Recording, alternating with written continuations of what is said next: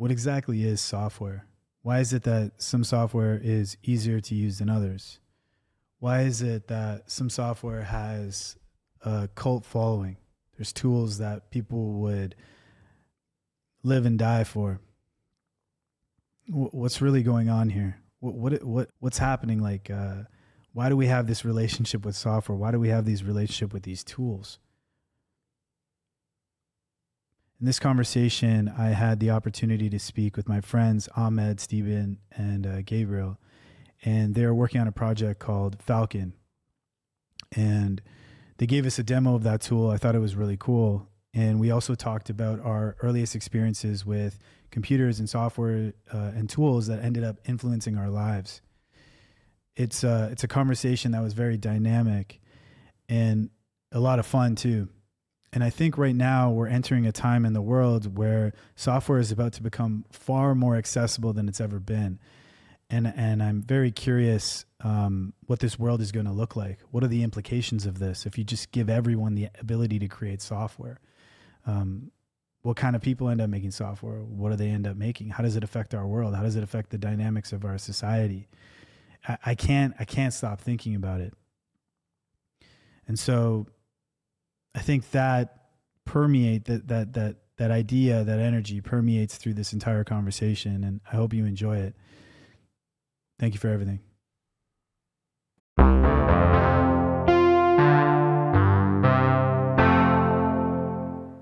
All right, when you guys start using computers, what were the earliest experiences that really hit for you guys? Software experiences or game experiences? I just said Doom. I know, but we weren't on air at that time, right? Doom. Yeah. Doom. Thanks. Doom. Fucking asshole. You can't say that to your guest, man. You can't call your assholes your guests assholes. You can't call us assholes on your own show. So why do you think can you pull up Doom? Like no, like the video, like video. Like you just start recording, right? What do you mean? Did you just start recording? Are we recording now? We're live. We're live. There's millions of people watching us right now. And like the first thing you do is call me an asshole.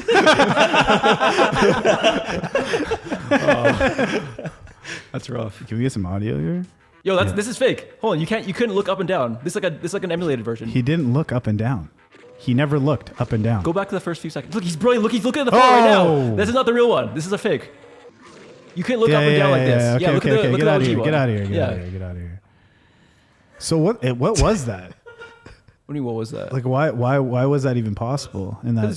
These are just like emulated versions of original. Yeah, because like they just recompile the source code into like a real 3D This is the engine. crazy thing when you look at something like this. People are like, yeah, it's just a first-person shooter, but no, it's like this is the game that invented first-person shooter. Well, I guess Wolfenstein 3D, right? Well, this was derived from Wolfenstein 3D. Right? Yeah, I know. And they added a lot of new features to this. Like a lot of new features, like even like being able to like go up and down, and even like this outside. Up and down? Yeah. Oh, you mean like levels? You see, you went like the stairs, right? Yeah, for sure. You can only move in 2D still, but it's like the levels have elevation. The other thing that is not obvious about this, if you're just like watching it, is that it's not. There's a secret there. There's no mouse. Press that little button, a little shield comes up. You remember all that shit? I remember all the secrets in this game. Damn. Yeah. Yeah, there's no mouse with this game. Yeah, I didn't play with the mouse. I played with the. I mean, you couldn't. Could you? No, I don't think it. I don't think at early stages of it supported the mouse. Yeah, it might be.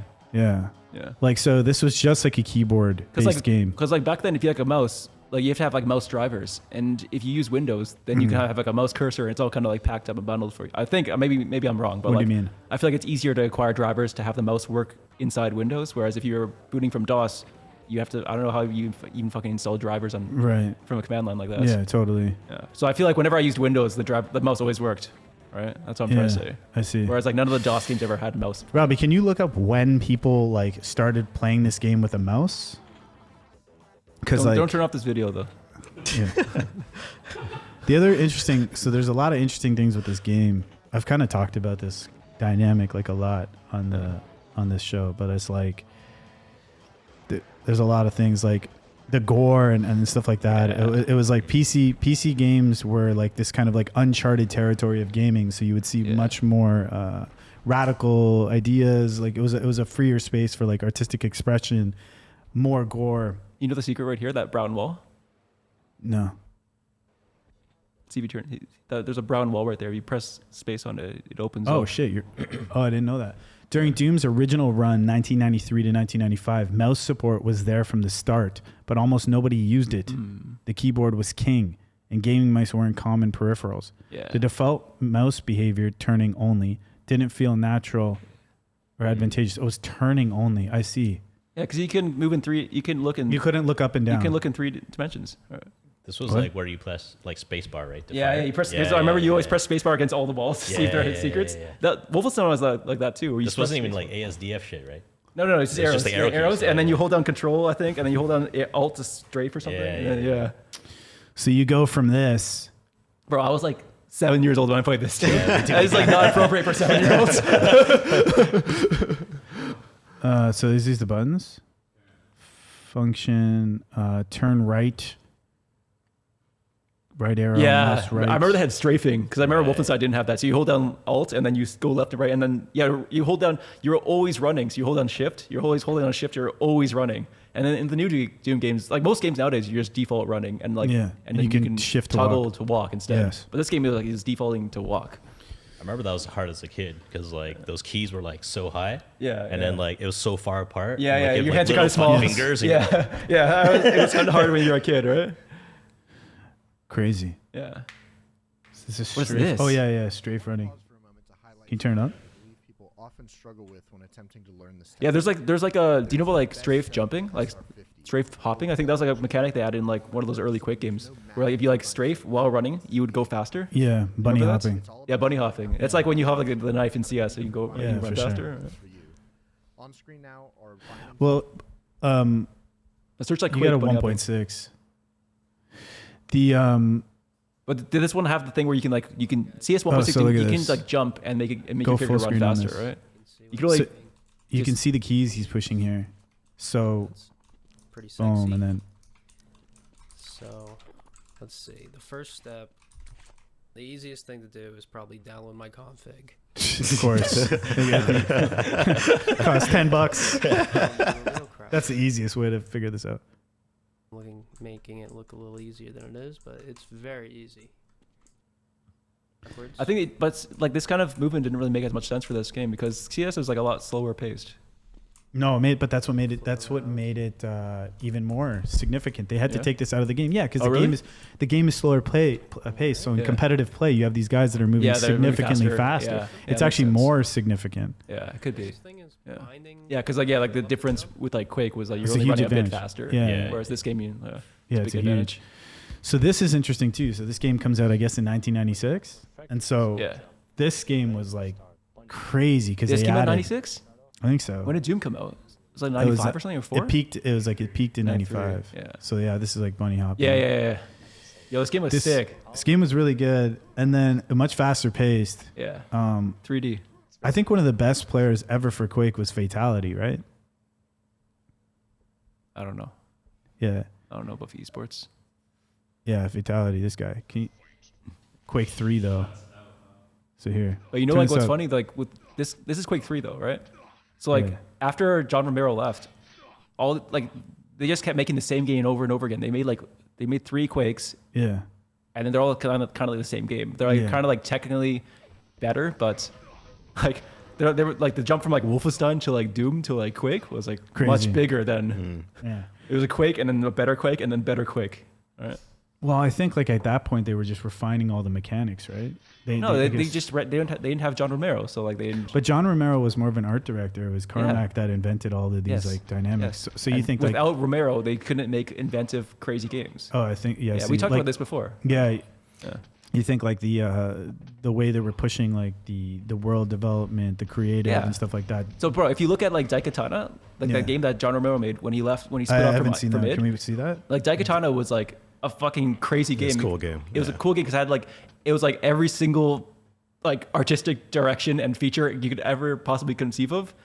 and it was way ahead of its time. But So what's the technically premise it of was this? just garbage. What's the premise of this? because they game? didn't have Carmack. But what's the premise? The premise of is this you're like game? some like it's like you're like some you're a time traveler and you go around different eras and you go to like Greece and you go to like Norway and you go to Neo Tokyo, and it had like 15 different weapons and AI and all this shit, but they were all very poorly implemented and the game was very poorly executed because they Interesting. didn't have like Carmack working on it. Right? But But, without, but the conceptual elements were. yeah, it was like really, really out there. Yeah, there's a lot of things that were done for the very first time in this game. Like what? I would say probably like melee combat in a first person game. I'm sure that wasn't the first, but like there's a lot of. I remember like doing when you can use like the sword in this game. You can use like a Right. samurai sword. Right. And I remember that like I was like holy shit, like that's the first time I've ever done that before. You played this? Yeah. I tried playing this game. Honestly, it was a dog shit game. It was Really? really difficult to play. Like, you couldn't even save whenever you wanted. You have to collect rubies, and then you can only save at a certain point, and you have to use the rubies. And if you run out of rubies, you're just kind of fucked. Why are the graphics here so good? Was this the actual graphics of the game? This looks like an actual game. Yeah, I think it was like 1999 or something. It was after Quake 1. That looks pretty good.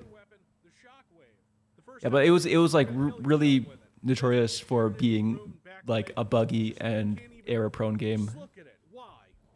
Even like the art direction, like the HUD down there, looks sick, right? It looks Yeah, really it good. does. Imagine seeing that in like 1999. Yeah. Look at the weapon selection. Yeah, Wow. there's so many different guns, and every era had its own guns. So like, had Oh, its own 'cause you were weapons. traveling through 'Cause time and so like stuff? when you go to like Oh, ancient that's Greece, sick. you have like Yeah. like some like Roman like Greek discus and shit. This game had so much art in it; it was insane. Like, look at this. Every single screenshot looks different. All right, there's a sword. Yo, this is crazy. This is a crazy game. Look, this Yeah, but it was like this game was known for being like just executed very poorly because they didn't have like the technical expertise to execute on this concept. Right? Wow. It had that thing where the character's mouths don't open. Remember those games? the head popping is crazy. Also, it was like. Also, if you look at like, there's 3 characters in this game, and it's like it's a little bit racist. So just a little bit racist. There's 2 sidekicks. You get to have like your main guy is like this. It's like he's like an Asian dude, right? Which is cool. But like your sidekick was Like like the main character's Asian? yeah, like the main dude. So she's one of the sidekicks. You have 2 sidekicks.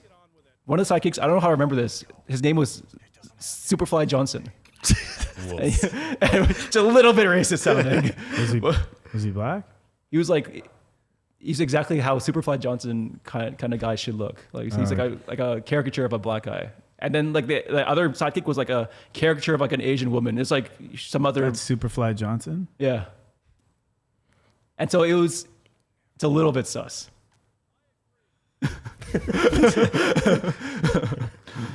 Calling the character Superfly Johnson is crazy. Yeah, I feel like in 1999 you could do that though. It's kind of a sick name. Yeah, because like Superfly Johnson. Superfly is just Yeah. like the Curtis Mayfield album, right? So, Yeah. yeah. It's That was like the proxy to like black culture, I guess, for these guys. Right. It's like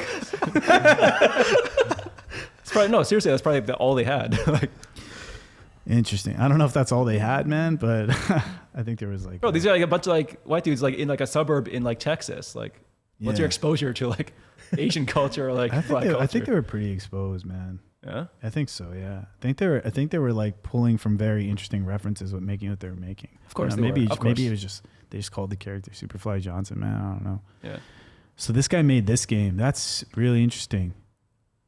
What did they make after Quake? Like id Software. They Quake 2. Yeah, no, I'm saying after the whole thing. Was there any leap from id Software or did they peak at Quake?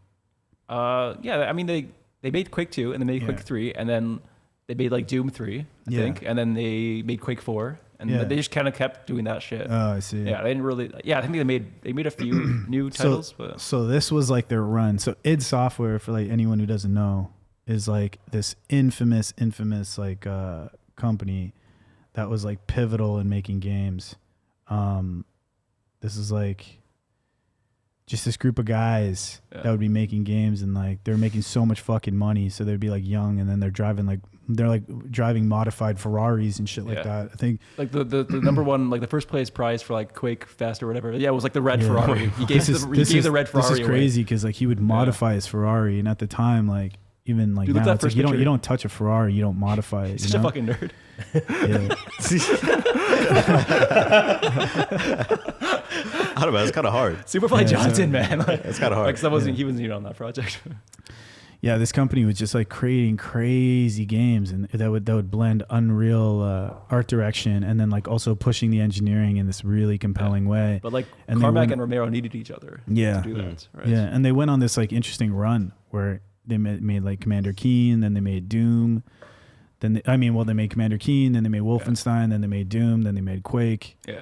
and just basically were changing the world. Do you remember through each game they do you were remember the making. origin of Commander Keen? It was this game, and it was supposed to be a PC port for Super Mario. No, I didn't know that. You read the book, right? It's Yeah, the- I don't remember that part. You though. recommended the book to me. That's why I read it. Oh yeah, Masters of Doom. Yeah, it's a really good book. Yeah, And they were One trying of to the get best they're books trying to that make they're I've trying to read on, like collect the tech bag. software. Yeah. What? They're trying to like make a deal with Nintendo to get a PC port of Mario, and Nintendo's like, Oh, yeah, fuck that's that. right. And then That's they're like, right. let's just make our own game. Yeah, and they made And Commander just kept Keen, making new games. which is so good. Again, same thing. Like art direction was very strong. But even Commander Keen spun off those Apogee software, right? It spun off, and I think it spun off. I think these are the guys that made Duke Nukem 3D. Apogee. Yeah, but isn't it was so It's 3D Carmack Realms and those Apogee guys were related. Carmack and those guys were at Apogee. Well, they started at Apogee. I thought I don't know. Just ask the LLM to summarize what I'm trying to say. I have most of the words there. Let's not even do this fucking conversation. Bro. Let's just. No, like so Apogee spun off of the same guys, and then I think 3D Realms spun off from the same guys, and they all made games that we all know about. Yeah. Yeah. Crazy. So from there, what about you guys? Early games? I think for me, it's Legend of Zelda: Link to the Past. What about you? It was Doom for me too. Doom? Yeah. Yeah. My cousin had one of those like old PCs with like the turbo button. Oh It yeah. had like the clock on the outside. Yeah. What did the turbo button? Like, what was the turbo button on these computers? I think it was like it like temporarily like upped the processor. Wow. The turbo button on 1980s, 1990 PCs did not speed up the computer, but actually slowed it down to make fast new computers compatible with older software. Damn. Games that relied on specific CPU clock speeds for timing. Oh no, this makes sense because they old games they used to use a CPU clock for like in-game I time. don't understand this. Right? I don't remember. Why And so- would they? I just remember it looked cool. We need to They use dive the into internal this. CPU We clock need to dive to into control the this. Oh, time. yeah, and the ones with the key. Why? Wait, And so what? that's I've why never seen this. if you have Yeah. if like you actually do intentionally want to press a turbo button to slow down the game time so it doesn't run at a faster rate, I don't understand that. right? It's, Why would they create a turbo button that slows the computer down? I'm speculating that it was to control the frame rate of the games because games back then were tied to the CPU clock instead of some more abstract concept inside the computer. But why would you want to create a turbo button that slows down your computer? Because you don't want to play the game. I think that's in the Reddit comments. I think people are confused. just go to ask let's just, we don't need to think, boys. Yeah. Uh, Just ask what did the turbo button do and what in relation to games? Ask your question. What did the turbo button do in relation to games on PCs?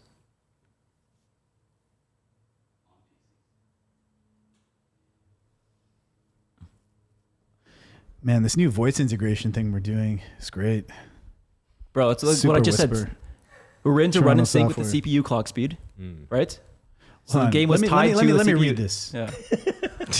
So it's not like make your computer faster or slower. It's for playing games at a different frame rate. I'm sick of your fucking explanations. let me read this. The turbo button was a feature on PCs from the late 1980s and early 1990s that counterintuitively slowed the computer down. Here's the story. Early IBM PC games were written to run in sync with the CPU clock speed. They used timing loops tied directly to processor cycles rather than a real-time clock. When faster 286 and 386 processors came out, those games ran way too fast to be playable. Characters moved at impossible speeds, physics went haywire, and the games became uncontrollable. Yeah, so your game clock, your game tick, right, is tied to the CPU for these old games. And so if your tick is too short, then the game will not play as you expect it to because it's not tied to like a stable clock. It's tied to the CPU clock. And so if your CPU gets too good, your game will like the tick rate will be too fast and the game won't gracefully handle that. Right now it's handled, we have like a concept like FPS and shit, right, which is abstracted and separate from your CPU clock. But as far as I can tell, they didn't have a concept like that. The game's tick was directly tied to the CPU clock. And as computers got better, games would basically run faster, right? They'd be simulated faster, which is not how these games were meant to be played. What'd you say? I haven't read all that. Hey, wait, go back. Let me try to understand this, right? Bro. Hold on a second. This is why we have these LLMs, man. The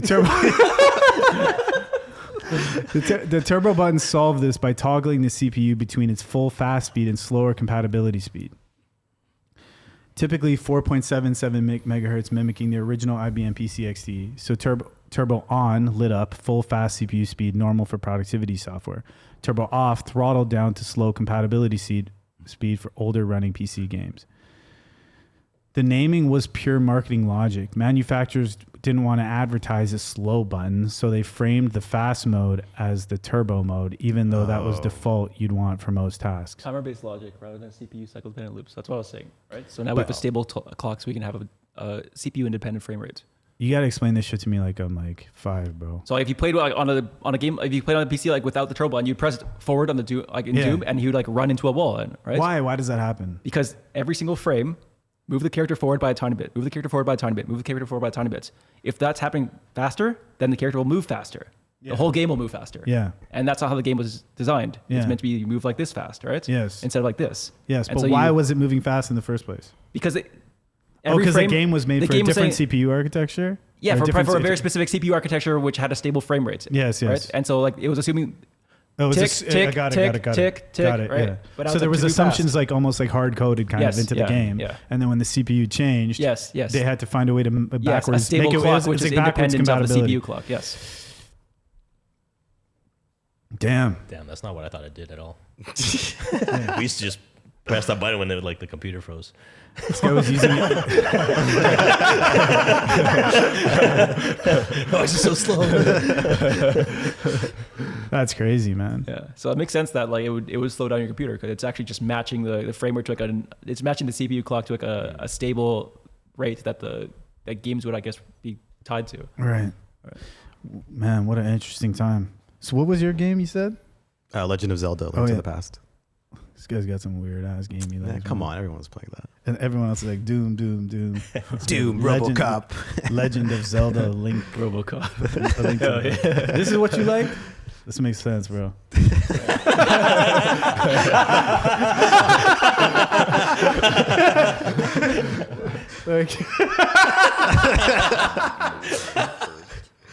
That's rough. Especially now that we have. So what was interesting about this game? Was this on Game Boy? No, Super Nintendo. Oh, Super Nintendo, tight. And I thought this was like Game Boy originally.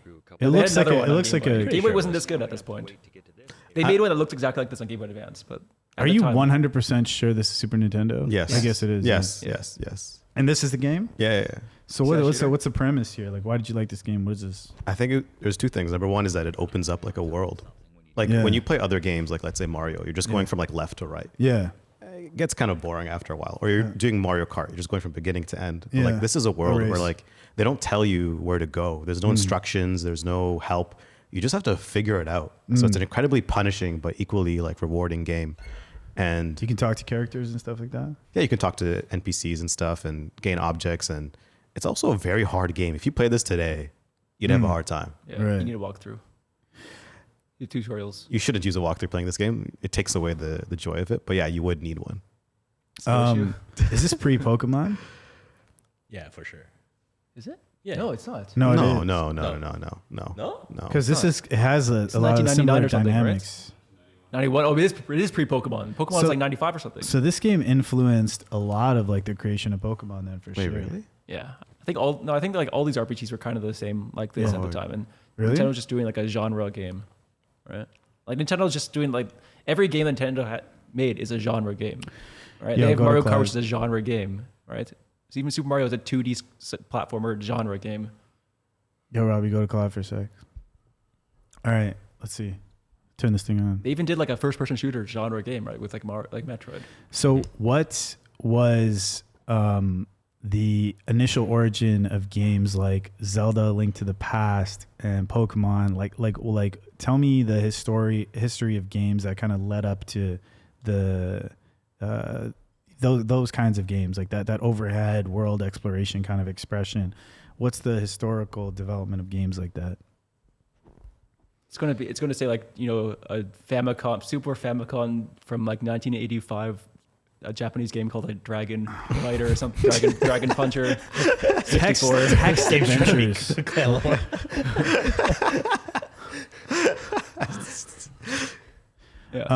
Text adventures. It starts before graphics entirely.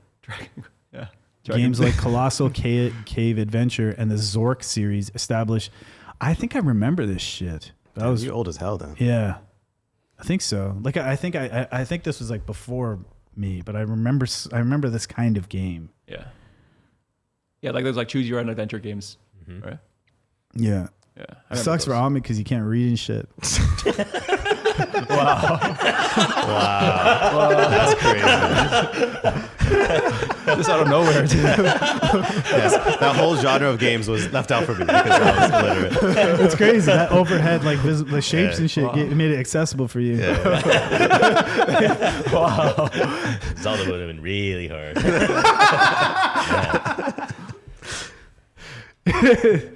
Level of difficulty in that game. I think Zelda had a lot of reading though. There was mostly reading. Yeah, there's actually a lot. You had to like press A a lot. Yeah, I remember that. Yeah. It's like Pokemon where you like a lot of yappers in that game too. A lot of NPCs will just yap. Go down to the defining moment here. Okay, so the defining moment.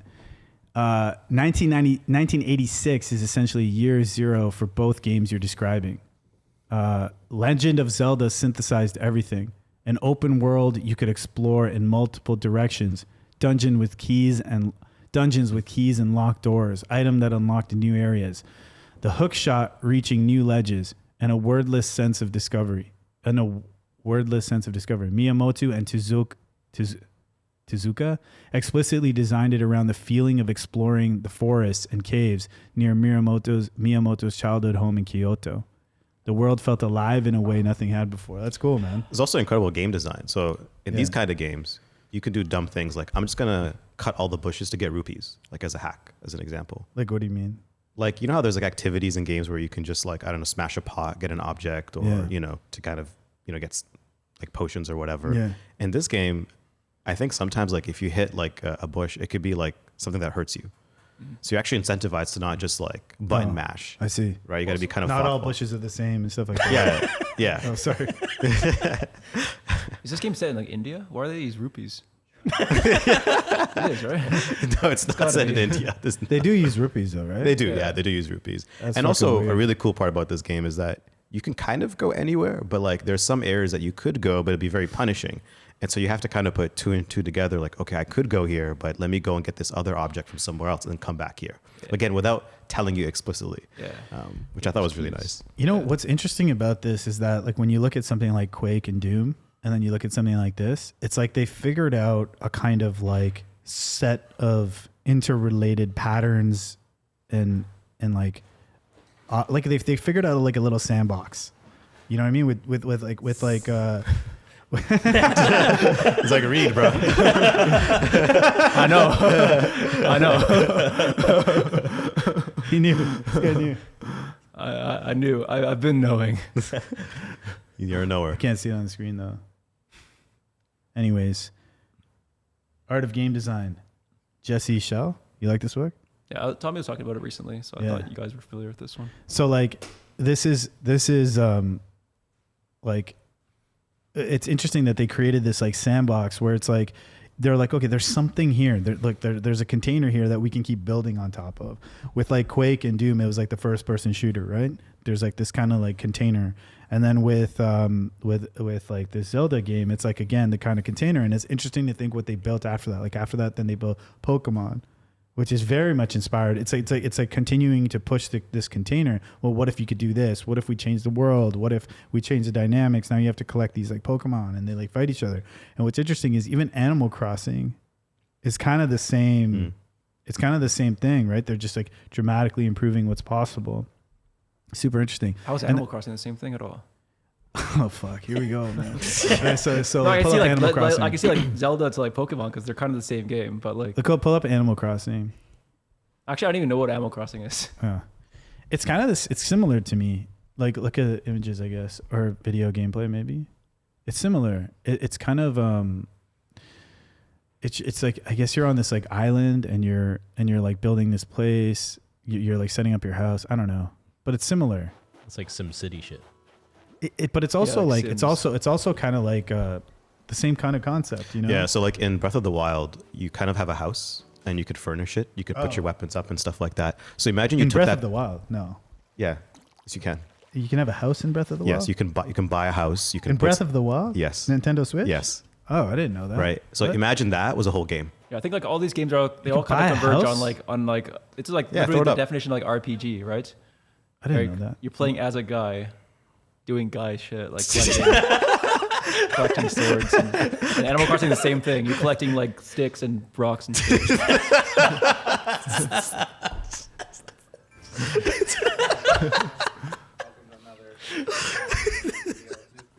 These games are all the same. Actually, you're right. They are the same game.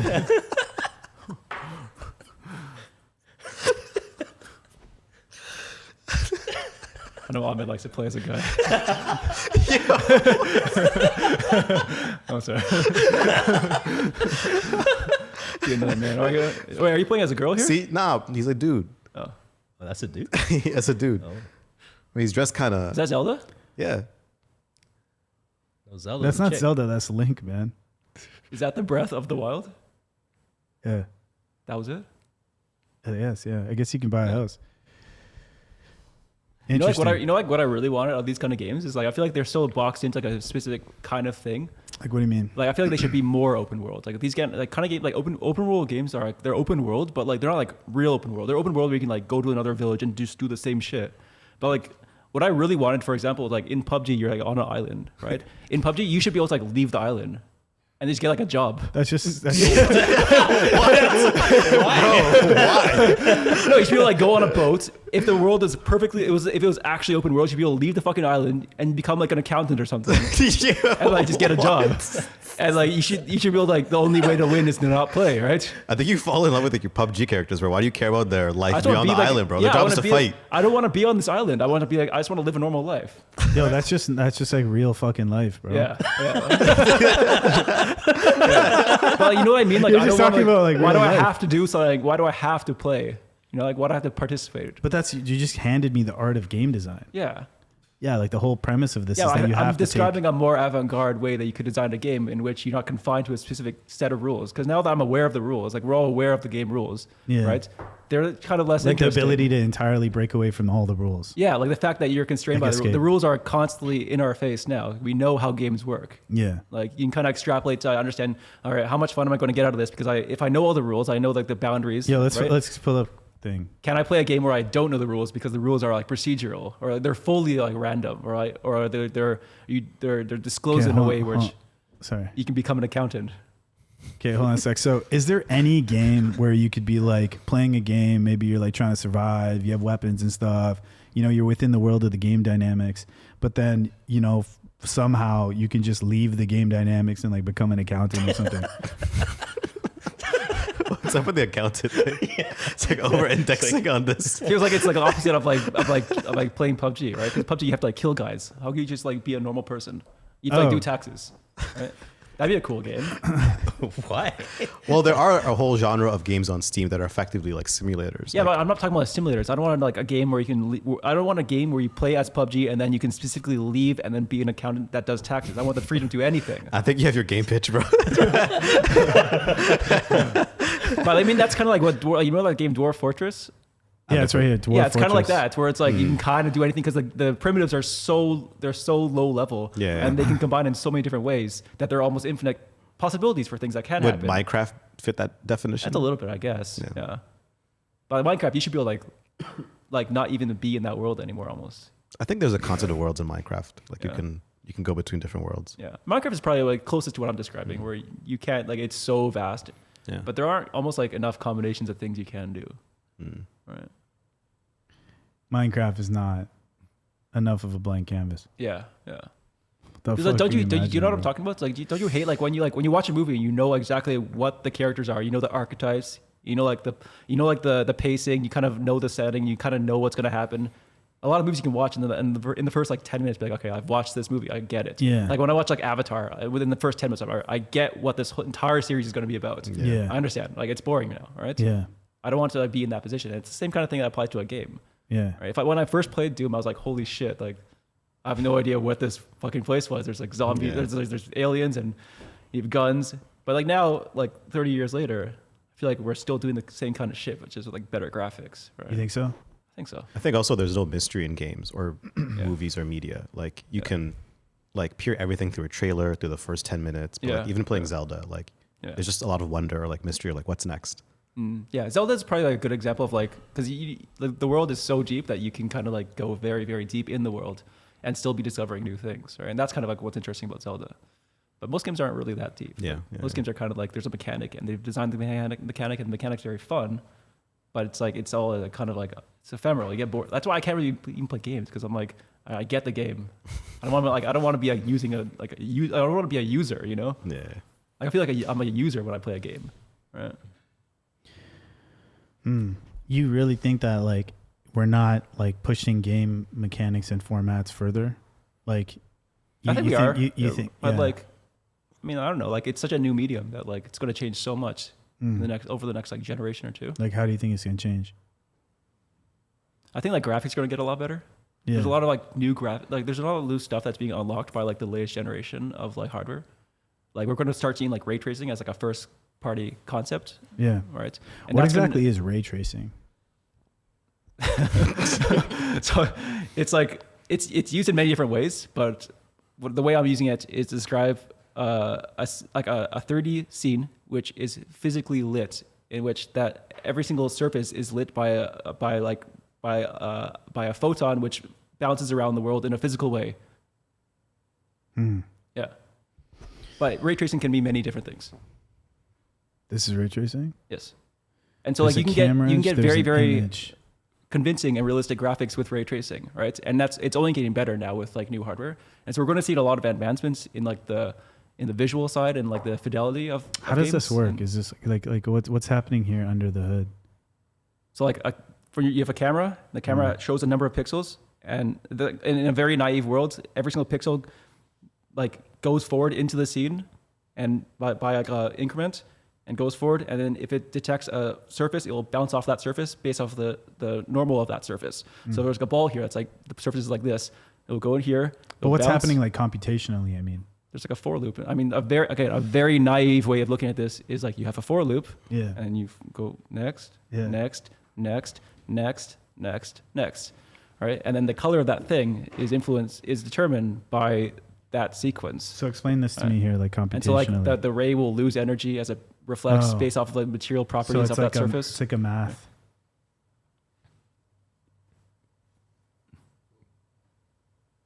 Yeah, I mean, all this graphic shit is all math stuff. So, I see. Yeah.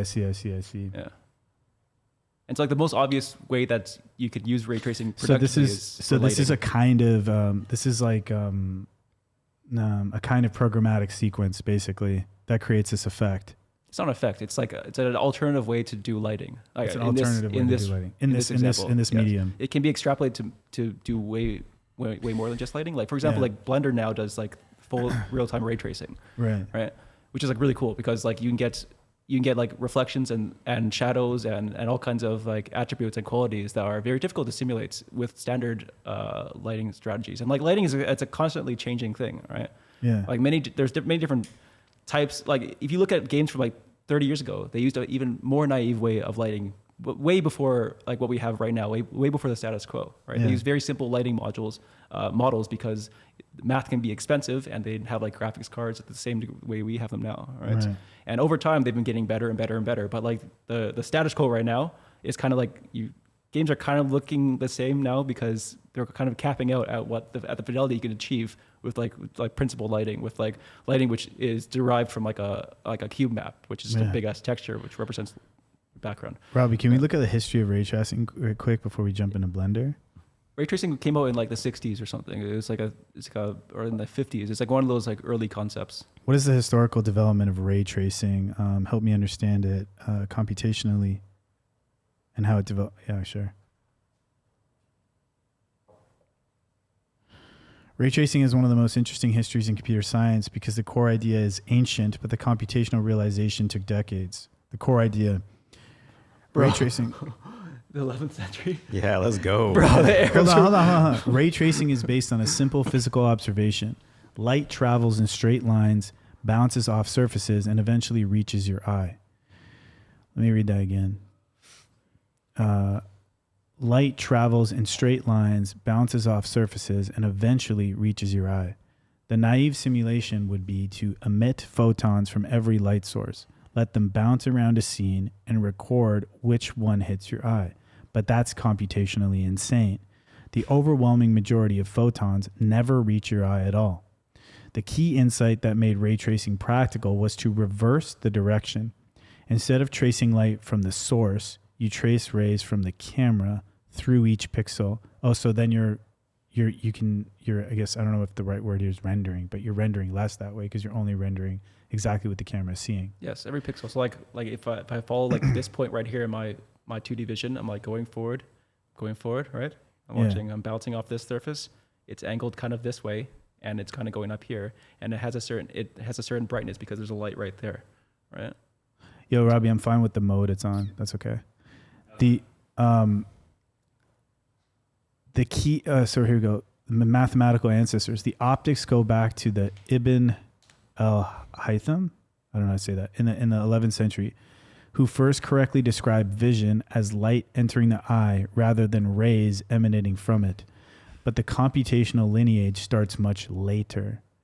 Arthur Appel at IBM published the first actual ray casting algorithm in 1968. Bro, that Islamic golden age really fucking did everything in that one. That was a good ass golden age. He shot rays from a camera into a scene to determine visibility. He shot rays from a camera into a scene to determine visibility and basic shading. It produced flat shaded images with correct hidden surface removal, but no reflections or shadows from bounce light. It was ray casting, not full ray tracing, one bounce only.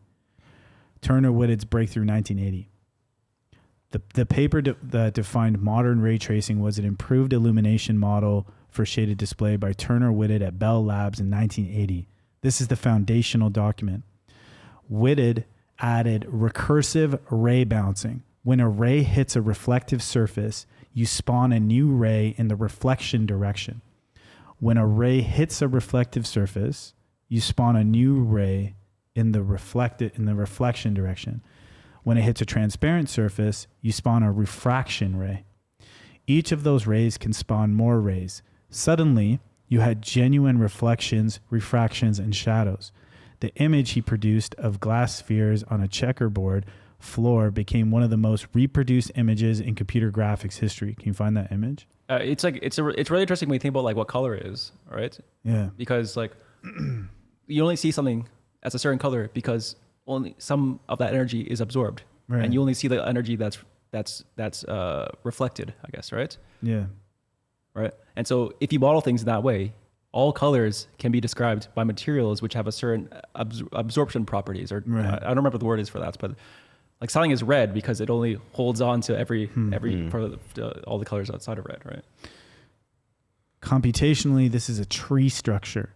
Each primary ray, one per pixel, can spawn a tree of secondary rays, each contributing to some fraction of the final pixel color. If you want a concrete understanding of what this means, you should look up ray tracing in one weekend. I know I talk about that a lot. I mean, we're looking at ray tracing in one weekend. What is this? So it's like a very straightforward way that you can implement a ray traced engine with like no dependencies. And what's the benefit of doing this? You can learn about what ray tracing is, right? And you can implement it in a very naive but like straightforward way. Yeah. And so he describes the different materials in this and the different reflective properties that different shapes can have. Yeah. Right. He just renders like he uses like sign distance fields to render spheres. Yeah. Right. And then he implements like different like materials with different refractive properties and transparent materials and more reflective, like more metallic, less metallic materials using basically the same formulas. What is this like? So let's go back to the thing before we jump in. I just want to make sure I fully understand. Go to the computational problem right here. Yeah. 122 minutes to generate Oh, yeah.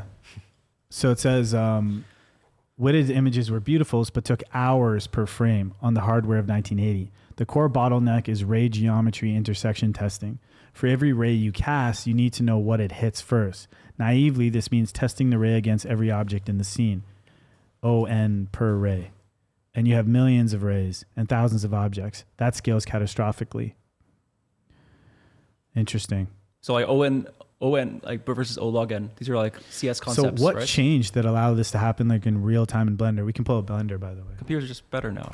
So that's what it is. Like the hardware is better. The hardware is better. Yeah. So this becomes like a and foundational like there's new technique. architectural changes that are in the hardware which allow it to parallelize these kind of computations to make them faster, and not to mention the size of like the chips are smaller and you fit more of them onto a board.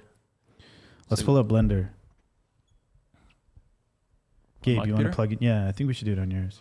What do you want to do with Blender? I just want to look at it and then hear what you're saying with the real-time ray tracing. You know what? I'll show you the difference between because there's a mode where you can like enable. So there's a few different renderers inside Blender, right? Yeah. And they have like a real-time, cool and sexy mode, and then they have like a legacy mode, which is still kind of it's used in certain niche cases, but the one I like the most is the new and sexy one, which is called the EV renderer. And so like you can see like over here somewhere, you can see it says EV, right? So this is like the old one. This one, so Cycles is fully ray traced, but it's very, very slow. Can you explain how this interface works? Like just give me like a basic. So here's like my Gundam leg, right? Yeah. And so I can see, I can see each object inside this leg. Yeah. Each of these colors represents a different part in the leg. Yeah. So I can focus on like this part, right? Right. And then you can see how it looks rendered. Did you just render it? Yeah. Oh, I see. It's like white actually, so Oh yeah, that's nice. it looks nicer. Oh, So you can yeah. see like the reflection stuff. You can see like the Yeah. shadows. So that's ray tracing? So I'll show you without ray tracing. It'll look subtly different. So the setting right here, it'll look almost more perfect. Right? I don't know if you can tell the difference. So you see like This is this is without ray tracing. without You see ray like tracing. there's like the shadows. So like the shadows at these boundaries, at these small points. Yeah. That's called like it doesn't look real. Yeah, it's like too perfect almost because Yeah. So it's not a physical way of Oh, yeah, that rendering the looks scene. So realer. like the light that Wow. gets inside here, it gets captured That's when we're doing crazy. ray tracing, right? That's incredible. So you can get like a really realistic, like a much more convincing result with like high quality reflections. You can't really get reflections in the same way without ray tracing. Yeah. Reflections are like a physical, they're a side effect, right, of how light works and how it bounces off surfaces, right? Yeah. So you can get like nice reflections now with ray tracing. So you see like the little arm thing right here Yeah. without ray tracing, like with ray tracing, right? It's a pretty big difference, right? Fascinating. And so like the way that games would do this and like graphics engines would do this before ray tracing is they would come up with all kinds of different like tricks and techniques to fake reflections, for example, to fake like ambient occlusion. So the light that gets trapped around the edge here and like the light that gets trapped inside here, to like fake it to make it look darker. They would do like little math tricks to like by comparing like the surface normals and like with ray tracing, you get to like kind of like throw all those tricks away, or a lot of the tricks away, and you kind of get like a very realistic result. Actually, so this is like the real-time ray tracing. Actually, so what why Cycles is, looks before we jump to the next thing, why is real-time ray tracing? Why does that matter? I mean, obviously, just I'll if show you you. want to So this is a real-time ray trace engine, which allows me to see. This like is new in Blender? Yeah, it's like it's newish. Yeah. Okay. But like I can get like a very high quality rendered output, right? Yeah. Like I can put this into this is like a perfectly lit scene. I can put this into my rendered scene. I think it's actually it's loading something from iCloud. There it goes. It's loading the HDRI from iCloud. But you see like the reflections are based off of like the lights. See, there's like a garage. There's a big light up there, and you see like the reflections. That's incredible. Right. So man. it's a very high quality unbelievable. result. But so if you use the old version, It's it also fucking used unbelievable. ray tracing, but it used a I'm not going to pretend like I know how it was implemented better or worse than Eevee. It's supposed to create more realistic results, but you see it's very low quality and it needs to stay. It's very temporal, so there's a lot of like noise that needs to kind of stabilize. I don't understand this part. What is it? So you see how it's very gritty. There's like it's very noisy, so why is right? That? Because it's I think it's doing ray tracing at a much lower resolution. I see. Right, and then as you stabilize, it will continue filling in all the gaps. Oh, I see. Right, it's using noise to like fake so the gaps are less visible. And this just results. This is technically supposed to be a higher accuracy lighting engine, but in terms of like developer or artist experience, it's like I'm sure if we switch between cycles and Eevee, you can see the difference. It's slightly different. It's supposed to be better, but I think like I'm okay with like those differences for like the sake of like how high quality like the real time ray trace result can be. Yeah. Right. Yeah. Crazy. Yeah. Also, I can move this leg. Check us out. So we talked about games. Yeah. What were some of the early software experiences that really influenced you guys? Because it seems like with Falcon, that's like a key thing. I think with all you guys in general, it's like what I know about you guys is like you're all very influenced by like these like early interaction experiences on the computer in general, right? Like the way that the way that a piece of software, the way that a game is designed and like how you interact with it and how that makes you feel, it's like, it seems like for all of us has been like formative in some ways, right? Like the idea that like, you know, it's hard to explain. It gives you, especially like creative tools, they give you like a sense of agency or something like that because, you know, you load up some application or you load up some tool and it actually like allows you to create things, you know, and over time, when you like keep using these tools, you realize that not only is a tool allowing you to create things, but the way that the tool is designed itself is kind of influencing the way that you perceive and make things in general, right? If something has like a certain kind of interface, you're going to view the world through that kind of lens. If you switch it, you know, like if you go from like connecting things through shapes, you're gonna see the problem and the thing you're working on through that form, through the way those shapes are connected. If you do something like if you use something that forces you to describe something to text, it's gonna shift the way you see your idea. You're gonna see it in terms of like text. And I think like everything we're talking about with this, like with the Zelda, with Doom, with Quake, and even like these, even in software, the reason they're interesting is because they kind of like. They served as like these things that showed us what was possible, a way to like, you know, navigate and interact with the world, you know? What software influenced you guys and like is interesting to you guys? For me, I kind of really started getting in with computers when I was in grade 3. Yeah. My teacher, I don't know why she did this, but she was like one of these like really like hands-on type of teachers. I had her like 3 times. She was like probably the best teacher I've ever had. And she like introduced us to the web, like when it first like the internet. Like the internet, first, like, and then she got us involved in this like making websites. Yeah. So for me, it was like so there was this contest back in the day. It was by like the Canadian Space Agency. Yeah. And it was like you made a website and submitted it, and all these kids around the country made a website. So that's what got me really into computers, because it was like making a website and like from scratch, all in code. And I don't know, I think it was interesting for me, and especially like looking nowadays, because it's like back then, like that was the only way to do it. You know, like you just had to code. I think I used Front Page, but it was actually easier to just use like Notepad. So you learned how to like write HTML and stuff. Yeah. I think my teacher spent like an hour, and she like showed us how to use like write an HTML tag, write a table tag, and all these kinds of things. And like you make a thing, and then you press refresh, and it shows up over there.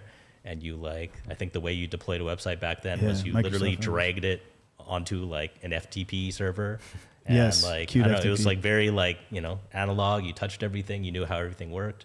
And the primitives back then were kind of interesting. Like, it's not a game. You had these like a lot of GIFs and stuff. I forgot about Microsoft Front Page. I used this a lot. Yeah, front page. Yeah, there's still a lot of tools in there that are still like really cool. Like they had, Can like, you a sitemap. find a video of this or something? Oh, there's a sitemap. Yeah, It's kind of like OmniGraffle then, isn't it? yeah. There's like a lot of cool stuff in there. Mute it, yeah. So yeah, I forgot about front page. So this was your first, yeah, this is it, right? Yeah. Windows 98 was so cool. Yeah, this slaps. Can you mute this? Yeah, I feel something. Yeah. This rocks. Nice. Just look at the information density. Gabe loves. Loves have some good information density. Yeah. So this was your first experience making a website, right? Was with a tool like this, right? Yeah. It was still quite limiting in some ways, but also not limiting in ways too. It was kind of like Microsoft Word. It was kind of like a word processor, but it allowed you to move things more around the screen. Yeah. But like it was very and like you could switch iterative between and like stuff kept like happening like very frequently. Like I think like they introduced like frames, not like iframes, but like frames where you could like literally have like a sidebar and drag it around and stuff. And it was like mind blowing back then. And like I think I started going down the rabbit hole into like, oh, it's like there's databases and you can do like PHP and like MySQL. And that was also kind of like the same kind of thing where it wasn't like design or like code. It was just kind of like you were just making shit. See, I got all of them, bring all of them in. Yeah, that He's kind like of stuff. I know a lot of people used to do that. What's also interesting here is at the bottom, a key mechanic of this is you have normal, like there's these tabs at the bottom, normal, HTML, and preview. Yeah. And that's like an interesting dynamic there as well, that you don't need to necessarily write the thing in just HTML. You can like click over and then preview it. Yeah. Yeah. Look, there's 2 X buttons at the top, 2 health bars. Yeah, that's kind of weird, eh? Why is that? I That's like guess- for just the project. Yeah, one guess- closes yeah, the yeah, project. Yeah. Super interesting. Hell yeah.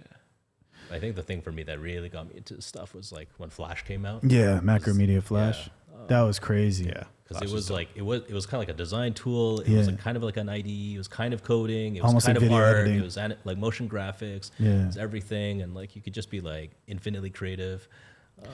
So Macromedia Flash was like blew my mind when I used that because it was actually the first. I would make a lot of websites when I was growing up. It was a form of like self-expression for me.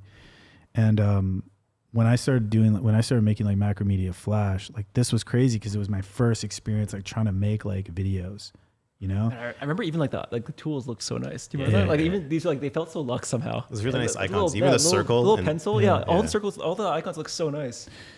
That warm gray background. Right? Like that same. It was like not even just like that shitty Windows gray. It was like this like nice, warm, like sophisticated gray. There was an abstraction. There was like software that was like an extraction. I'll give you an example. You can keep going, Robbie, but like there was an abstraction layer that was on top of this. I think it was called Shockwave. Motion tweeting. That was the exported format.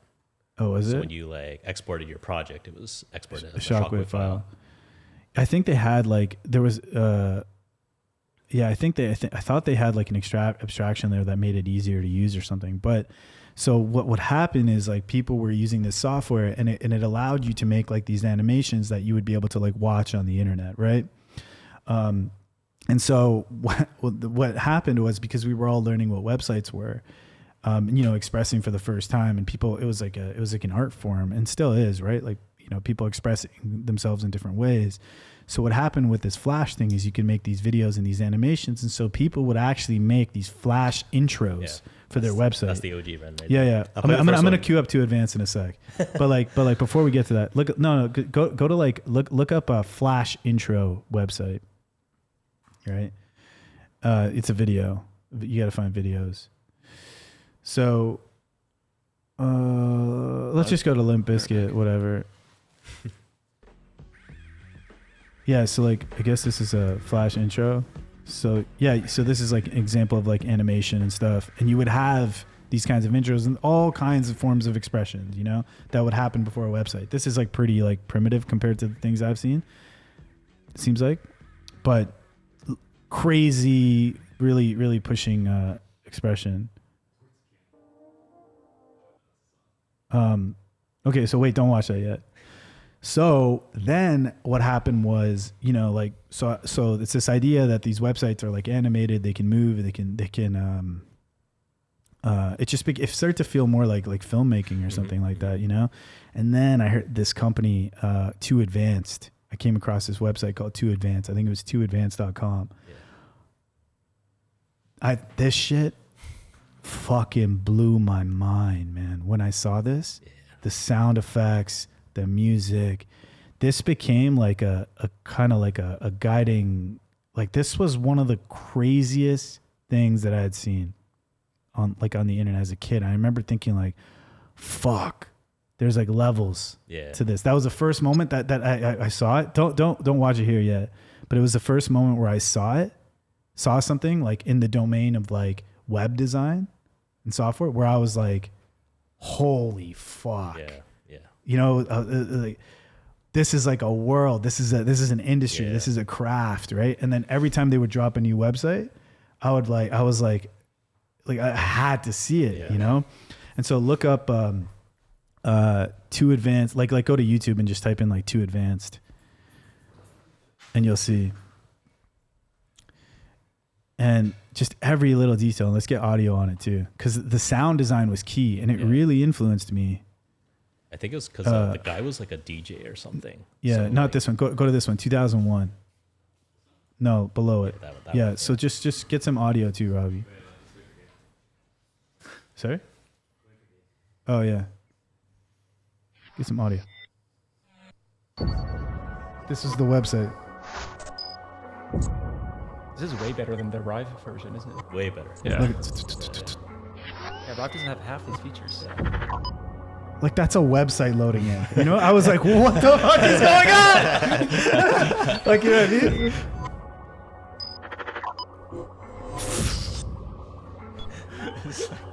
So cheesy, but also kind of cool. Dude, this blew my fucking mind. And the thing is that I was a kid, like when I saw this, right? So I'm not fully processing that this is Flash. It's a scalable architecture. I don't know. I'm just like, a website is usually the static thing you click and a page loads, right? Now you're clicking this and it's like these crazy transitions with everything having a sound effect. Yeah. This was also my first exposure to sound design. To real, like, that, you know, these UI quirks. Did you make a Flash website? Yeah, I made many, yeah. Do you have a Newgrounds account? No. I did. You did? Wow. I don't even know what Newgrounds is. Do you remember what your ID was? No. It would still be up. It probably would be. Let's look at one more. Go to one more. Go to like a. So I was just like, wow. Now go to up. Go to Look, they would have drop versions. Oh, this is a good one. It's red. Look at this. Gabe hates this. That's sick. I really like it. It has ads. It's just funny. Oh, feature system. Like, yeah, the ad makes it. Hold on a sec, the ad man. really dates it. The hell? What? Like, it's just crazy, man. Yeah. I remember when that came out, there was like a Just launch let it run, let it party run. and like people were like waiting for a website launching. Yeah, man. Yeah. I remember, And then they blew up off this. this. They would work with. Yeah. Oh, the music's hard. Yeah. What year is it? This is 2003? 2004, I think. This isn't the real. Since our this isn't the inception real in track, though. 1999, Too Advanced Studios. Design at the speed of thought. This one's not as good as the other one. Yeah, the other one was better. Yeah, because this one's like more like a real website because they have to have like ads and they have to have like color and shit. It's not Otherwise, ads, but it's yeah. monochrome. Well, they No, that's became their work. That's their work. they became Oh, it's very their work? successful. Oh, that's a Ford ad. Oh, you're right, yeah. They're like a digital agency then? Yeah, they started doing this for other people, man. I mean, like, it's not even like, I feel like we're like really like propping up like the tech at them. behind this and like the tools that allow this kind of tech, but like, this is like kind of like a lot of really old games look really good, right? It's not because like of like they don't look good because like of like impressive tech. Like in every case, it's usually good art direction. Right. It's like almost always good art direction. Right. So it's really art direction that separates. Like it's not really like technology can enable a lot of new like novel and exotic features, but it's like it's always comes down to art direction. Yeah. That's why these websites are cool, because they have like artists working on them that have very good sensibilities. Right? Yeah. It's also like the tool is what kind of like allowed these kinds of things to happen, and like is what was distributed at the time. Like websites these days don't look anything like that, right? Oh, this actual site? Oh, damn. No, this is they rebuilt it in like a, I think, Rive. Yeah. Rive? Man, Yeah. look how smooth this is now. Click subculture. Yeah. This is cool, man. This is still fucking cool. Still cool. Do you know where they're based out Symbiotic of? Prime Auxiliary. Where are they based out of? Is this the video or this is the I think they're in website? This is the California. website. This he's interacting with. Go to it live. contact. They're in California? That would be surprising. I don't know what. Man, the smoothness of this is awesome. Yeah. Man. Like this is It it's is still nice. good, man. It's still good. It still holds up. Wait, is it Elon Musk as a partner? Is that real? No, these guys did the first SpaceX website. Oh, they did? Yeah. Go to partners? Oh, it's just a placeholder thing. So wait, they did the first SpaceX website? Yeah. Like, I think it was a Flash website. oh really? Yeah. But there was a lot of cool guys during that era. Like there was another guy, his name was like G-Monk or something. Yeah. And he did all the visuals that are like in Tron. Yeah. There's another guy. Like he came from this kind of work? yeah, like he was Wow. making websites and shit. But like Yeah. at that time, it wasn't like you were a designer or product designer. You were just like a guy that made stuff. Yeah. And there was another guy. I think one of my favorite guys was like Joseph Kaczynski. Yeah. He had a company called KD Lab. Yeah, And, yeah. That guy ended up now making find that? movies. He made Top Gun. No way. Yeah. Really? Yeah, and he started like making like Flash websites and stuff. Yeah, no. Find this what? Joseph Kaczynski guy. What's interesting is like how many people during that time that started off like making websites, Good and it was images. like a way for them to practice creativity. Like, you know, you like think about like, you know, just like us, and it's like how it influenced us, and it's like, and how many other people it influenced. Like, yeah, who took that to like some crazy level? You know, like what are the ripple effects of something like Macromedia Flash and stuff? Is this the guy? Yeah. So he made So this- Tron. Insane. Top Gun. Wait, what was in? He directed Oblivion? Yeah. So he So- started. What's this guy's history? He started making I think websites. he was like an architect or something, and then he became like he did like web stuff. What's his history with the web?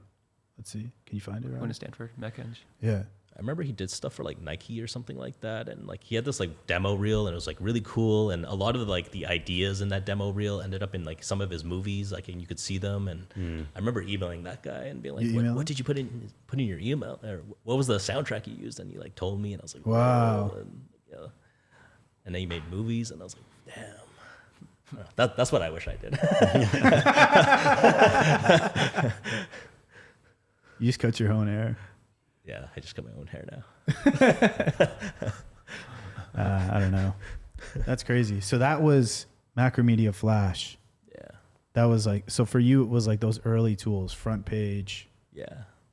Uh, And I guess at the time it was also like this thing where like as a kid you're like, oh, I can make stuff, and like that stuff can get like really big, and like Yeah. nobody cares who you are. It's just like the work that mattered, and like doing something interesting, and like like on the internet, you mean? on the internet. Yeah. Like you put something out there and it's like explored by a Yeah. lot of people. Yeah. So I remember I think the first paid project I did, I was like 11 or something. Really? Yeah. I did like a logo for like $5. Wow. And Oh, and like using there was what like tool? there was like a website called like rentacoder.com or some shit like that, and like people would just like put up projects, and then you could Yeah. like bid, like you know how like eBay you could bid on stuff. No This was like way. you could bid on like a project to like do the project. So people would be like, oh, I'll do your logo for like $2,000. Somebody else would be like, I'll do it for like $100, and I'd be like, I'll do it for $5, and somebody'd be like, down, you know, like it's like I don't care that It's you're 11-year-old 11-year-old kid, you can do my logo, you know. And then I did like $100 website, and it just kind of like Oh, kept really? getting bigger and bigger. Yeah, And this is, how old were you when you did that? like starting out at like 11, I think. Yeah. Yeah, That's why you're so fucked up. yeah. Oh, for sure. Because like if you're like 11 years old and you're making websites and getting paid $100, and like the interesting thing about the internet at that time was like you were kind of like if you were connected and like making things on the internet and having those kinds of experiences, you were having like a parallel experience to everyone else. Like it was like this parallel social layer that you were experiencing. I had the same thing. Yeah. I actually when I talked to the CEO of Obsidian, Steph Ango, like he had a similar kind of like experience where he made like he made this Winamp skin. You remember Winamp? It was like this MP3 player. He made this Winamp skin called Impulse. And I was like, I remember that skin, and this guy just made it, and it's being downloaded like a fuck ton of times. Yeah. And it's like, if you have that kind of an experience where you're just like collaborating with someone on the internet, you make this thing, and then like, you know, you're seeing this thing being downloaded, and then you're just going through your regular life, and people are just like kind of like learning what the internet is, and you're just like using it like very surface level. It creates this kind of like disconnected experience in a way, you know? Yeah. What was interesting back then, though, was like it wasn't like you were promoting your work. Like it wasn't like there was like social media and you were like posting something and you were posting it in kind of like this broadcasted way. It was just like your work was like discovered or it wasn't, like, and it was like good or it wasn't, you know, like so it just created a different dynamic where it was like you were just trying to create something cool, you know. That publishing dynamic is really interesting, because how would things even spread on the internet at that time? Like when you look at a website like Too Advanced, it would just be like word of mouth, I guess, right? Word of mouth, forums. Yeah, forums, there was a lot of forums and like those e-zines or whatever they were called. Yeah. But I'm trying to think like how the fuck I even discovered anything then. Because like, I was definitely on forums and I was definitely in some like communities and stuff like that. Yeah. I think it's word of mouth. Like you have a friend who's like, check out this site, listen to this song, or you have an older brother, if you're lucky, that can put you onto these things. It's hard to just arrive on your own. Yeah. What was the first early software for you? I think KidPix. KidPix? Yeah. Yeah. Wait, what was it? You don't know what KidPix is? Come on. I don't think so. Oh, KidPix, man. Come on. KidPix. No, KidPix. I think like every computer had this like installed. Oh shit! Okay. I was really young. Like I was. This is like software for people who can't read and shit.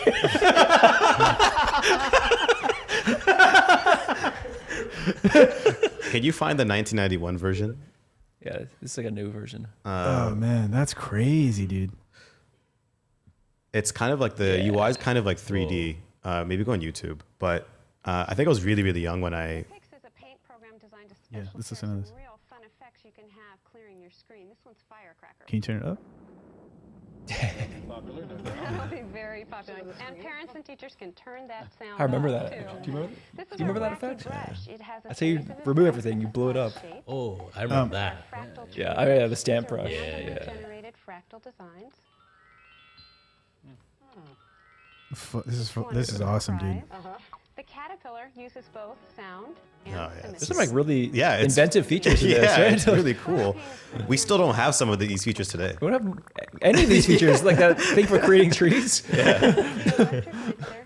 Like mirroring on both axes. There's a software. There's a tool for the software like this for Linux or something like that. I think it's called Tux Paint. It's very much like this. But Whoa. There's a lot of design concepts in this, right? There's like generative design, you know, tessellations, like very sophisticated concepts that are packed into a kid's tool. No, these are all like graphics rendering techniques, like surfaced as like tools.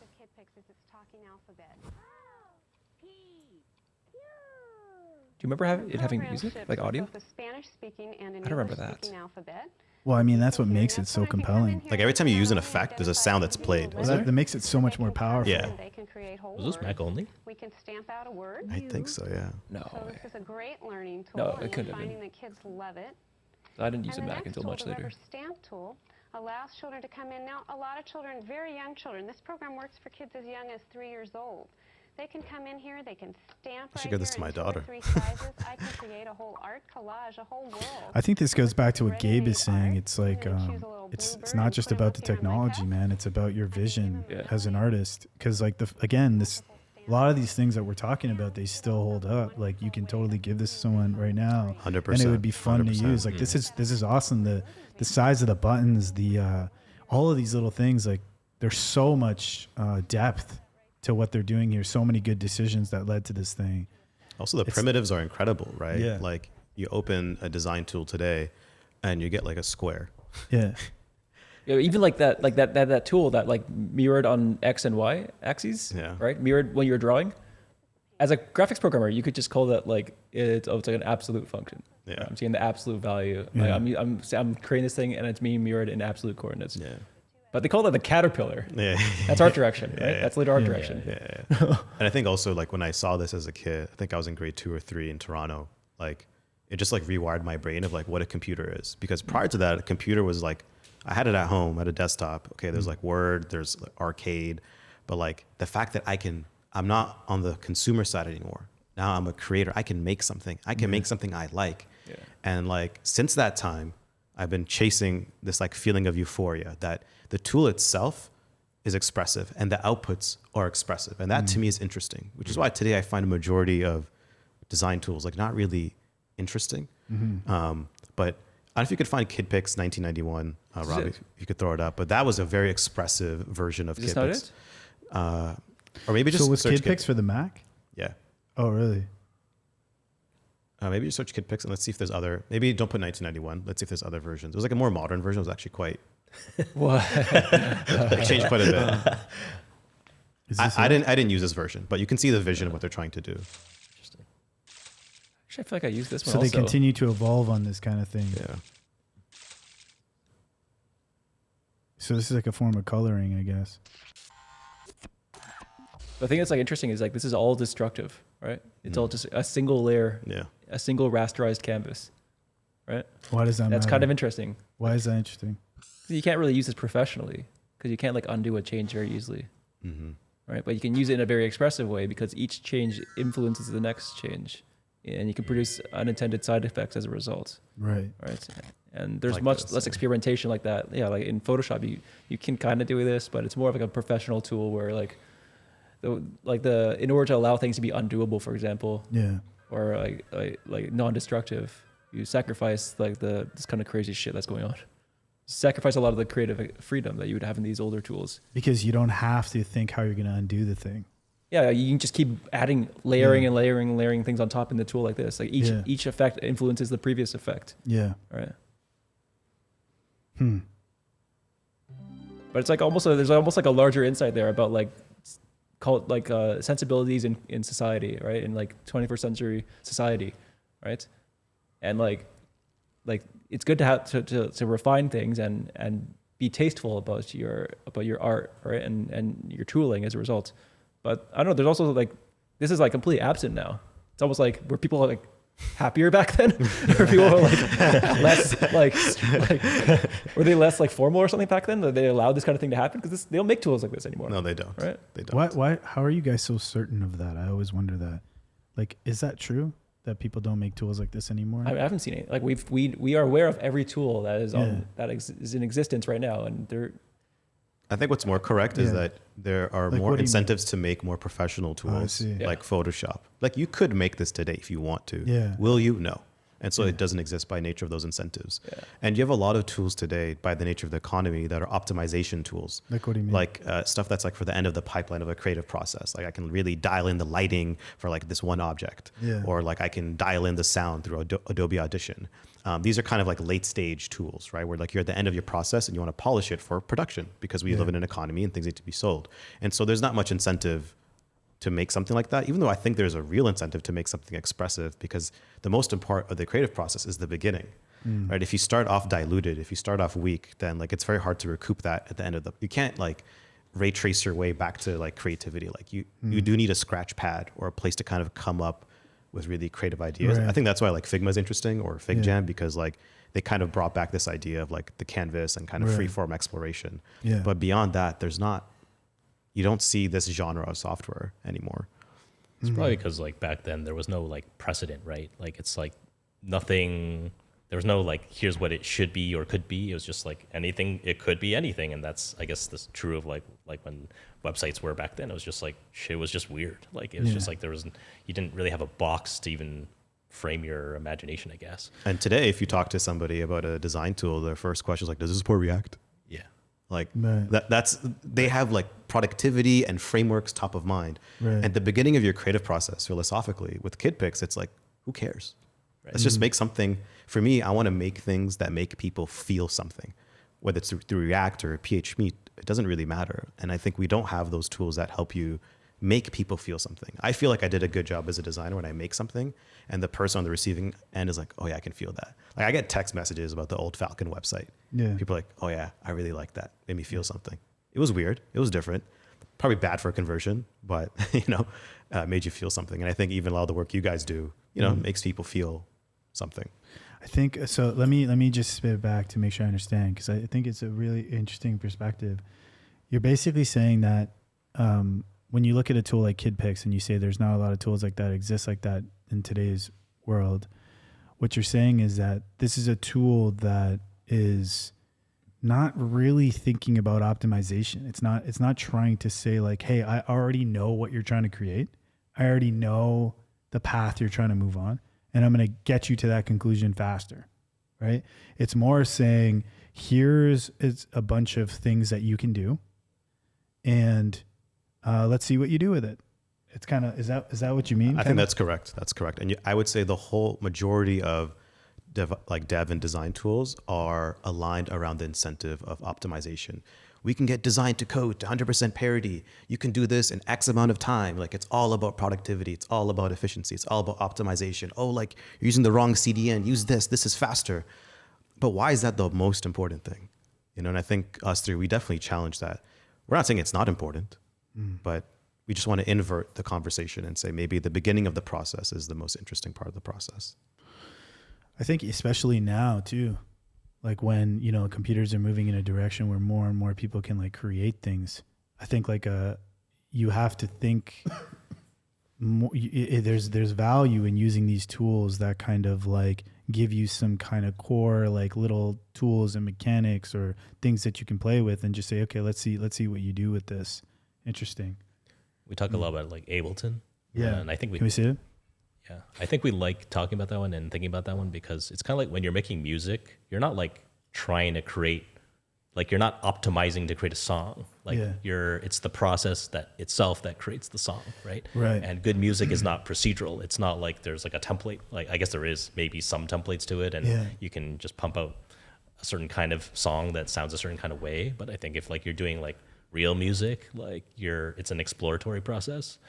And I don't know, I think maybe that's kind of what we're really interested in with tool making is just like the tool that invites you to kind of explore and to experiment, and the process itself is what creates the thing. Right.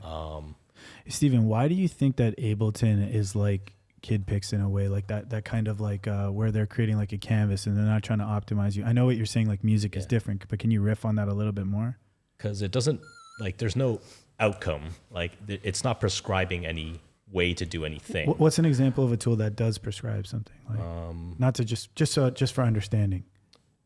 I think maybe just comes down to like what kind of primitives it gives you and how does it allow you to modify those primitives. So like Ableton, like you can take any, like literally any sound, like, or something that barely sounds like a sound and turn it into like a whole song. You can manipulate, like Gabe can probably do this. Like Gabe kind of like does this stuff like just for fun.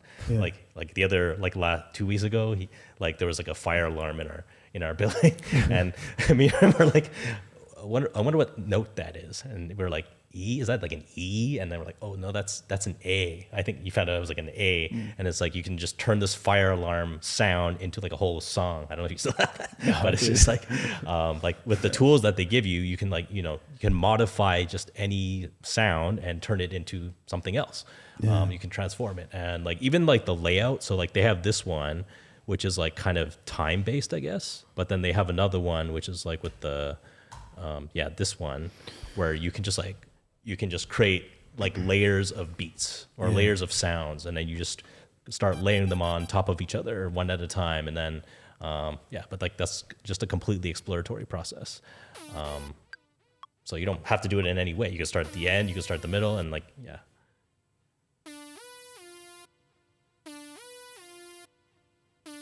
What's this view here?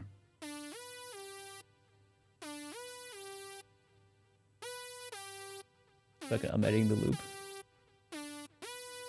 Oh, you're changing the timing here, right? Oh, this is the keys? Yeah.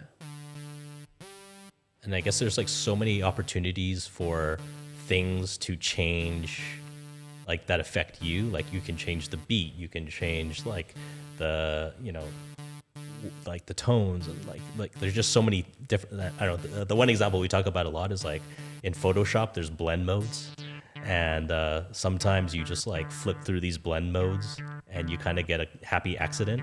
Yeah. And it's that kind of thing where it's just like the happy accidents creates this new thing, and it kind of surprises you, and it kind of gives you a reaction, and you're like, oh, cool. And then you kind of go down the rabbit hole and you keep pulling at it. The fascinating thing about software like this that really is super, I love about it. Like what I love about this is, like it's interesting that, you know, if you look at something like Final Cut, for example, they're taking like, you know, that those software teams went and spent time with like film production teams and like understood how that process works. You know, at that before like film editing went digital, they were like cutting film strips. Yeah. So it's interesting to see how those like mechanics translate over to the digital world. Like, oh, you have a blade tool, and it's like you're slicing it, and like now you can like put it on a timeline and like and see. And so they take from the symbols and language of the existing world, and then they bring it into this digital world. But when they bring it into the digital world, it changes a lot. For example, if you're cutting film strips and then you're placing them and taping them together, and that's how you're making a movie, well, you have to be, you got to think when you're going to make a cut. You're not making like lots of cuts. Right. But when you bring that to the digital world, it's like, it doesn't matter. It's just, you can cut as many you want. And that changes what a video is. That changes what a film is. Like, like you can make more cuts. You can justify editing things maybe you wouldn't justify in the past. But it's also interesting how they take those kinds of like languages from that process and then connect it with entirely new things that are possible because of the digital thing. Here it's interesting because like you've got like files on the left, you've got like this like almost like equalizer thing, and then you've got like this like piano, it was like almost on the bottom, and then you're like creating these like loops. It's fascinating. You could see, you've seen musical instruments or tools that have these kinds of aesthetics, but then they're blending it all into this like one system, which then allows you to do something entirely different. Yeah. It's really fascinating. I think a key design concept is mutation. And to answer your question about what makes tools like this different, if let's say you're building a website today and you insert a button, right? A button is like a semantic element. It has very specific states prescribed by the browser. So like default, hover, active, or focused. You could change the fonts. You can change the background. You could change a number of things. But let's say I wanted to do something where like I take the button and I crunch it up into a ball and it flies across the screen. Right. Or I want to roll up the button. Yeah. How do you do that? Yeah. You can't. Yes. And I think that's what bothers us a lot. Why can't you do it? Maybe people think you shouldn't. Or maybe people think you shouldn't. Yeah. And in Ableton, I think there's a view where like, I think for one of the plugins where like it shows you like 30 dials for like one sound. Yeah. You can change the attack, the decay, and it's like, why does this sound have to sound this way? It doesn't. You can make it whatever you want. And so I think real creative tools allow you to, the ceiling for mutation should be very, very high. Yes. Right? But if the ceiling for mutation is like n number of states defined by the software, to me, that's not a creative tool. That's just a tool. Super cool. That's really good. It's different than KidPix in a way where at KidPix, like they have a lot of like mutations in there. Mutations being like, you can transform a sound, a visual, or something. You can take something and pull it and play with it in some way. And so you have a lot of, in KidPix, you have a finite number of them, but it's a different kind of tool. It is very different. Right. Yeah. But the difference from one kind of mutation to another, like the caterpillar thing to some fucking stamp thing, they look vast and they're kind of like packaged for you. They're saying like, you do this and you could see like here, there's sound design and animation all built together. But what that does, if you're a kid using that tool, is it immediately tells you there is a wide variety of ways to express an idea. Correct. Because of the distance between each of these mutations, right? With something like Ableton, what's interesting is like the software is, they're saying, can we create a usable interface with the maximum number of mutations on like a sound, right? It's very hard. That's interesting, man. I'm getting it. That's cool. Huh. I think that's also what Flash had and why it took off, because it's like there was no rule book for how you're supposed to use it. Like you could literally be like, frame 1 is my home page, frame 2 is my about page, frame 3 is like my contact page or whatever. Or you could like, I don't know, when I first opened it, I think the first thing I did was like, I drew a stick man, and then you do frame 2 and you kind of fuck it up a bit. And then all of a sudden it's an animation tool, but it doesn't have to be an animation tool. And then I think that's why I ended up with such weird stuff. And some of it was like bad and like kind of annoying, but like there's, on the other hand, there's like some crazy stuff. So I think any good creative tool is just like, it doesn't necessarily say, here's what the outcome should look like and work backwards from that. It's almost just like, what kind of crazy primitives can we give you that you can really like go crazy with? I think also the design industry, startups, companies, people have been aggressively psyoped into like a rules-based order, right? Yeah. Where what is design? Oh, design is being compliant with this guideline or with this design system. That's philosophically wrong, right? That's not what design is, right? It's like we've been psyoped by like a hall monitor. And I think what we're trying to do is kind of push that window of like, okay, maybe there are areas for that, but we think design fundamentally is like differential outputs. It's like creating new things constantly, irrespective of rules. And one thing I love about Toronto is like a lot of the designers I meet kind of bend genres between like music and video games and software and typography and print. And, when I go to other cities, I feel like there's like a monotony of like how to approach a discipline. Right. And I just reject it. I don't view design as a rules-based order. Yeah. There is room for that, but it's not for me. It's boring. It's uninspiring. I love this video about like Saul Bass where he's like, I just want to make beautiful things. Yeah. I think we need to go back to tradition and go back to what design actually is versus being psyoped into like, oh, design is how compliant you are with X framework or X guideline or, the current thing. Super interesting, man. Can we talk about Touch Designer? Yeah, I guess. Yeah. You guys want to talk about Touch Designer? I've never used it. Yeah, we barely used it. Oh, you barely used it? No. Yeah. Oh, I wanted to see it. Yeah. I thought you guys used it. No. We have one of our employees, Sana, who has used it. And it is a very interesting tool in the sense that a lot of people use it to create like differential outputs. So like, 3D art installations, the ones that are very sophisticated with like particles and whatnot. And so I think we can throw it up, but it also has a node-based editor, which is pretty cool. I just want to see it. Yeah, there's a lot. It comes up a lot. Like a lot of like really creative people I know. It's from Ontario, right? Yeah, it's Toronto. Yeah. A lot of really creative people I know use this tool a lot, man. It's like done some fucking really cool shit with it. I haven't deep dove into it. There were a lot of comparisons like with what we showed off to Touch Designer. Yeah. But I think like Touch Designer is also like the closest frame of reference that people in tech or adjacent industries have to like node-based editors or parametric design tools. Yeah. Like ignoring the fact that like this part kind of kills me because like in the video game industry and even arguably in film and a lot of similar industries, they like exclusively use node editors. Like exclusively. They exclusively do parametric design, right? Like Unreal Engine, for example, has like in theory you can write a game in a node editor. Do you like node editors? Well, I mean, there's pros and cons, right? Yeah. If a node editor can be like 10 times more powerful than writing something in code, then yes, I will use it, right? Can you explain leverage? What is a node-based editor? What is that? It's just a big function that plugs into other functions that produces an output. It's a big function that plugs into other functions that produces. It's a big function which contains many functions which plug into each other. I think a layman's definition is that it's designed by relationships. Right. So you can see the relationships between interactions, surfaces, elements very quickly versus trying to grok it through like your file system or through text. Yeah. Have you used one? No. Yeah, they're like, so I think like even the node editor as a concept is still very immature. I think like there's still so much that there's like they're still used they're used very ubiquitously, right? In many different like Blender like uses node editors extensively, like so does Unity, right? So do a lot of these Canopio is a node-based editor. Yeah. Yeah. I mean, I've used that a lot. Yeah. So, but there's still so much innovation that exists, I think, because they have a lot of flaws. Like the biggest gripe I have with node editors is like information density, right? It's like, why would I do all this shit to avoid writing one line of code, right? But they become more useful when they become higher leverage than writing code, right? So in Blender has a tool called geometry nodes, right? Let me see.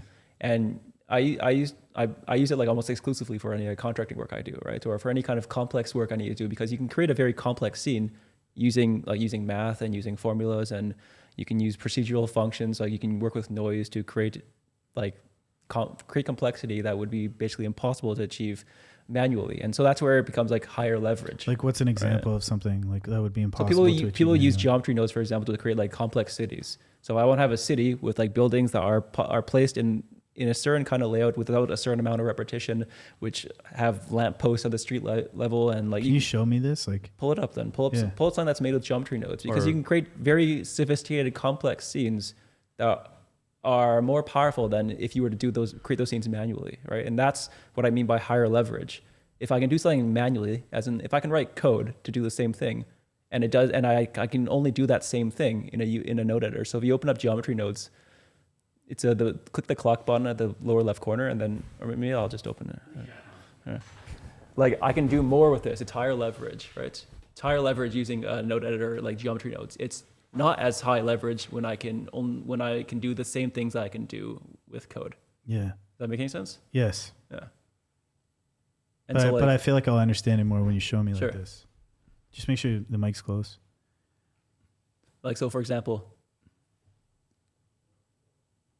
I can attach a geometry nodes graph to this object. Yes. Right. And I can be like,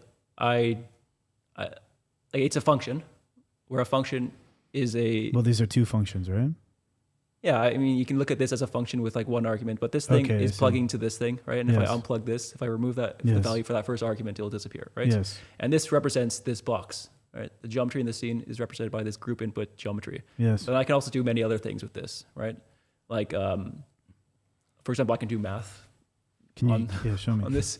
Like, I can, let's say I want to. So this box is composed of 8 points, right? 8 vertices, 1, 2, 3, 4, 5, 6, 7, 8. Let's say that I want to put something at each of those points, right? So I can convert the box to a collection of points, right? And then I can, on each of those points, put another thing. And this is obviously a very simple example, but I can put, for example, like a sphere primitive, right? And then this sphere will now... So explain to me what's happening here as you're adding... exist at these 4 points. Oh, I see. Right?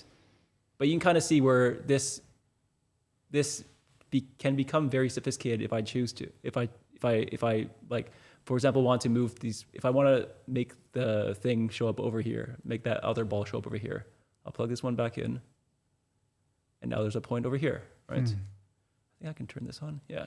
So I can... This is obviously a very simple scenario where... Obviously, placing 8 balls manually in a scene is not very complex. But what if I want to place like on the surface of this box? I want to place a lot of them. I want to place like this many balls, right? And I want to make them like smaller, or maybe I want to make their size dependent off of some other value, right? I can basically do all those things. I can create a lot of complexity with this tool because it's very high leverage. It's higher leverage than doing things manually. And I think a good node editor should be like intrinsically higher leverage than like the manual way of doing things, right? And so like the tool that we're coming up with is kind of similar in that way, right? Where you should be able to do something that you can't just maybe you can do parts of it manually if you're writing a very specific kind of shader or something, but you should be able to do things that you also can't do in shaders or that are easier to do or faster to do with this tool, right? Like for example, we have this thing. I have this one loaded up in the background. This is Falcon. Yeah, so this is like a version on my computer, right? And I can represent time, where time. Let me add something quickly here and then remove it. So I can if this is time from when the browser loaded, I can like scale this up and down, right? And I can show how this looks visually if I plug this into like a sine node, for example. So like this is how a sine function looks. And if I were to visualize a sine function as a texture, it would kind of look like that, where I can see the phase is represented by these bands, right? And I can decrease and I can increase the frequency. But I can also do other things with this, right? Like I could do something visual. I could create an interesting visual with this. But I can also I could make this also be audio if I chose to, right? So I plug this into like an audio node, I will see a signal. Right? This is like an oscilloscope, and it's 3 hertz right now, so you can't hear anything. But I can increase like the frequency and have this thing that is visual that I will use as a visual be represented instead as audio, right? Like all audio is math, all visuals are all math. Like I could do the same thing where instead of sine, I'm drawing a sawtooth wave, right? You see the shape of it, right? Yeah. And I can manipulate the frequency to create different sounds. But this is a very specific example where I'm using these primitives to create an audio output. I can use these primitives to create any kind of visual output as well. Right? I'm not going to demo that right now, but it's the same kind of. I think there's the same principle here that applies to like information density and leverage. Where if I can do more with a tool, than if I were to do these things manually, like in code or in some other way, sure. Then it becomes more productive. It becomes more practical for me to use this tool, and it becomes more more expressive for me as a creative to do more interesting things if I can do more. Right? Everyone should always be doing more things. Yeah. Right? And a tool like this should allow you to do more shit. Right? So this is like almost like the difference is like, let's say you're like writing out the code or like doing the math. It's like there you're applying something like very precisely. But you know, when you use like a something like this, you're still getting like the relational benefits of like connecting these things that you have in code. Yeah.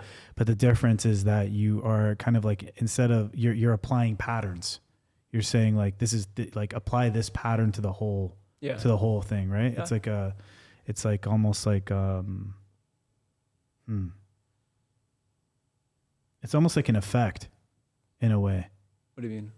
Like you're saying that you're like this, it's like a bundled object, like this math component. It's like an object that you can just like put into the screen and then apply it against time. Yeah. And then you can take this audio output and then you can apply it against like the relationship between these things. Yeah, that's like it's like a design principle that like I think like we're like I think we're like trying to like move towards is like, it's like anything can be anything, right? Like, in the sense that like audio is just data, right? It's just bytes, and something visual that's represented by pixels, they're still also just bytes. They're just sequenced with different strides almost, right? So that you can interpret data in many different ways, and you can manipulate that data with those same tools and get all kinds of different outputs, like video or static visual or audio, right? And by exposing the right kinds of primitives to manipulate that data, you can create very exotic outputs, I think. And that's like a thing that's, like, obviously these should be used in a practical way, but you should be able to create art with this tool also, right? Because if anything can be anything, then anything, you should be able to create a website just as you should be able to create music. Super interesting. Damn. Kind of like, I think our tool kind of lets you ask questions like, what does the color yellow sound like? Yeah. Or what does the word chair look like as a pixelated visual of noise? Like you can kind of just really do things, because kind of like what Gabe's saying, it's like, what is a computer? A computer is just signals. It's just zeros and ones, and everything is just an interpretation of those two things. Yeah. So we can literally decide like, so the color yellow is RG, like 255, 0. What does that mean? It could mean anything. We can translate that in, like, you as a user can translate that. What if you apply time to a color? What does that mean? Yeah. So it's like that kind of stuff. Super cool. And if you can plug in any kind of input, so maybe you can plug in a microphone, maybe you can plug in a keyboard, maybe you can plug in a video, like put in an image, like everything is just signal. So, and it's up to you to turn that signal into something. Super interesting, man. That's really cool. Yeah. Huh. Yeah, I think it's like making it like helping this conversation help me understand the kind of like core premise. And I know what you mean now when you say like there's a lot of tools that kind of don't operate in this way. The insight that there's a lot of tools that are focused on optimization right now and not focused on like this early stage of just like canvassing and expression, and that there's a difference between like a tool like Ableton and like some other tool that's like helping you make like, you know, a website or an app or something like really fast. Like there's a difference between these tools. That's fascinating stuff, man. Yeah. It's really cool. A lot of tools say like, oh, we want to get out of your way, but they do get in your way. Right. They don't let you do whatever you want. Yeah. Right? Like you can't roll up a button, you can't crumple it up, as an example. Yeah. Whereas an art tool, philosophically, what we're trying to do is like, we're actually trying to get out of the way. We're trying to give you the primitives, we're trying to give you transmutation so that you can make anything. And if you do that, you end up with like an infinite amount of potential creative outputs. Yeah. Super cool, man. Really cool. Damn. Yeah. What does the word chair sound like? What's the color of the word chair? Sounds like a fart, bro.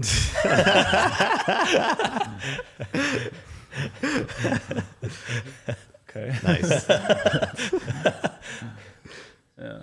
Because I mean, it's worth like asking, right? It's like a worthy I just told you the answer. exercise. Right? Sure. But like, if you can you do math on the word chair? Of course. You can. Yeah. Right. 2 You can plus 2 interpret is the word 4. math in many different ways. Yeah.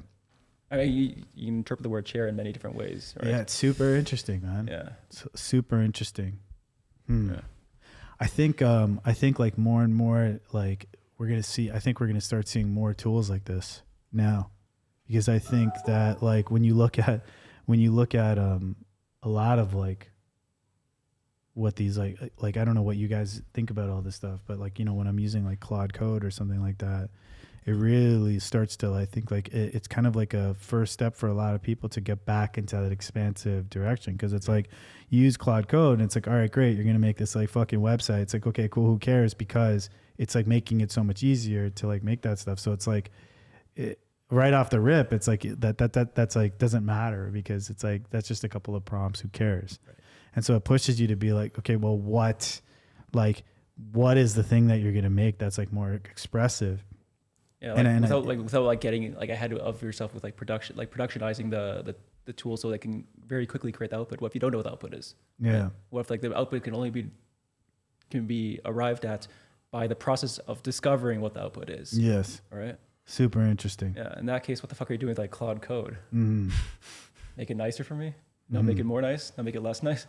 Yeah, I think there is something about like Claude Code that like it also depends on like how you think about these things. Like in the sense that like in the same way like when you guys are making a tool, right?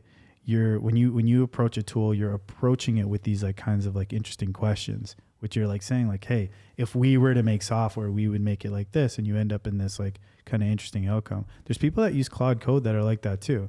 Not everyone's just using that and thinking like, you know what I mean? Like just making a website. There is a way. I think there's limits for sure to like that interface as well.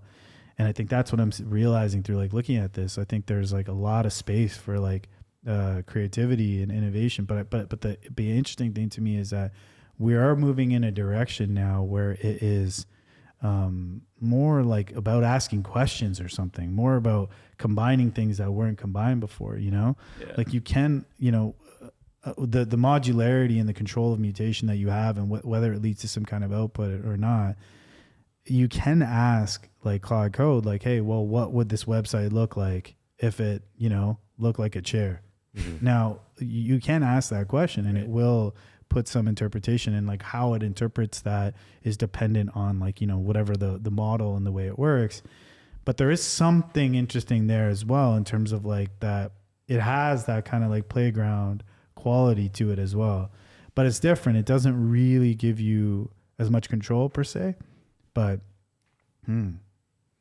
it's super interesting. Yeah, like there are like I think like over time we're gonna see like an LLM first art format, like almost like a genre that's native to LLMs. If that makes any sense. Like things that cannot otherwise be created with conventional tools or are too laborious, or I don't know, like where tools don't fit a certain shape that allows these kinds of outputs. And I think we start to see kind of interesting things like on like Twitter.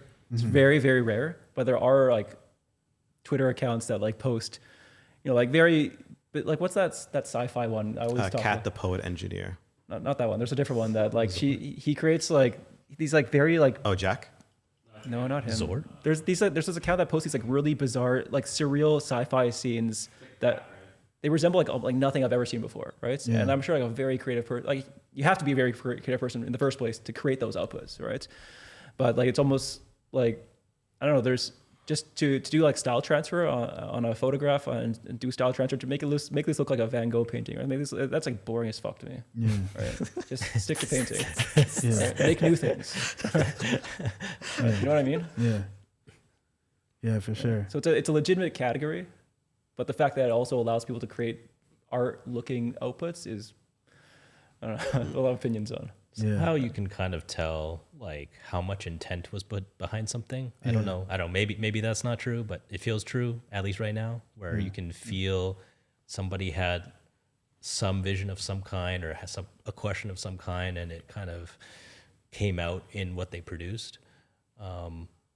Something I think about a lot is I went to a typography museum a couple years ago, and it had like these old like Heisenberg and like linotype machines, and like they had like trays and trays and trays of like all like the old like manual type like letters that they used to typeset.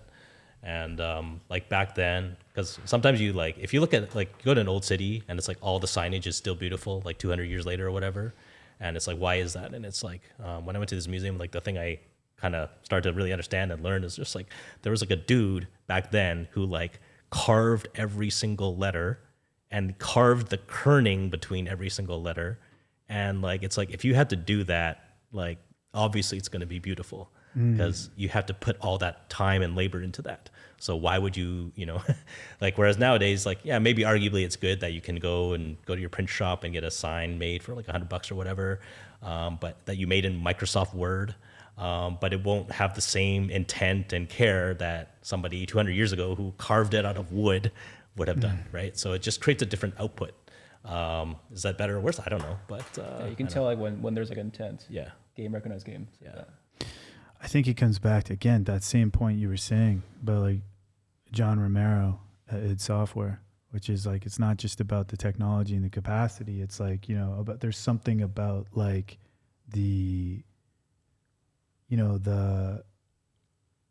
vision, right? That it doesn't matter. Like you can tell when it doesn't matter the capacity of the technology itself. Like it's the artist. It's the artist. Yeah, it's fascinating. I don't know what that is, but I've definitely seen that same pattern. Yeah. It's the same thing like when you watch a movie that was written by like an author versus one that was like a screenplay was written. Like there's just like a density of substance to it, like a richness to the world and everything that's just different. Right. Not to say that a TV show has to be written or a movie has to be done like that, but it's craftsmanship. When somebody wrote it for like 10 years and then you see it on a screen, like there's just like a different depth to it. Yeah. I think humans also can sense care very quickly. Like when you see a website if it's made by AI.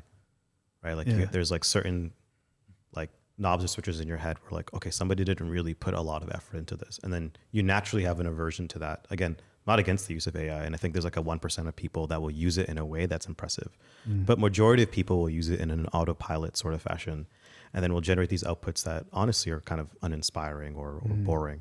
Yeah. But I think humans still have an ability to sense care. And I think that's why craft, in a non-cheesy way, still really, really matters. We want to consume things that somebody made that they cared about it on the receiving side, right? You don't want to go to a restaurant where the owner is just kind of quickly chefing something up, right? You want a meal that's like really well prepared, right? And I think the same is true for software. It's for brands, for websites.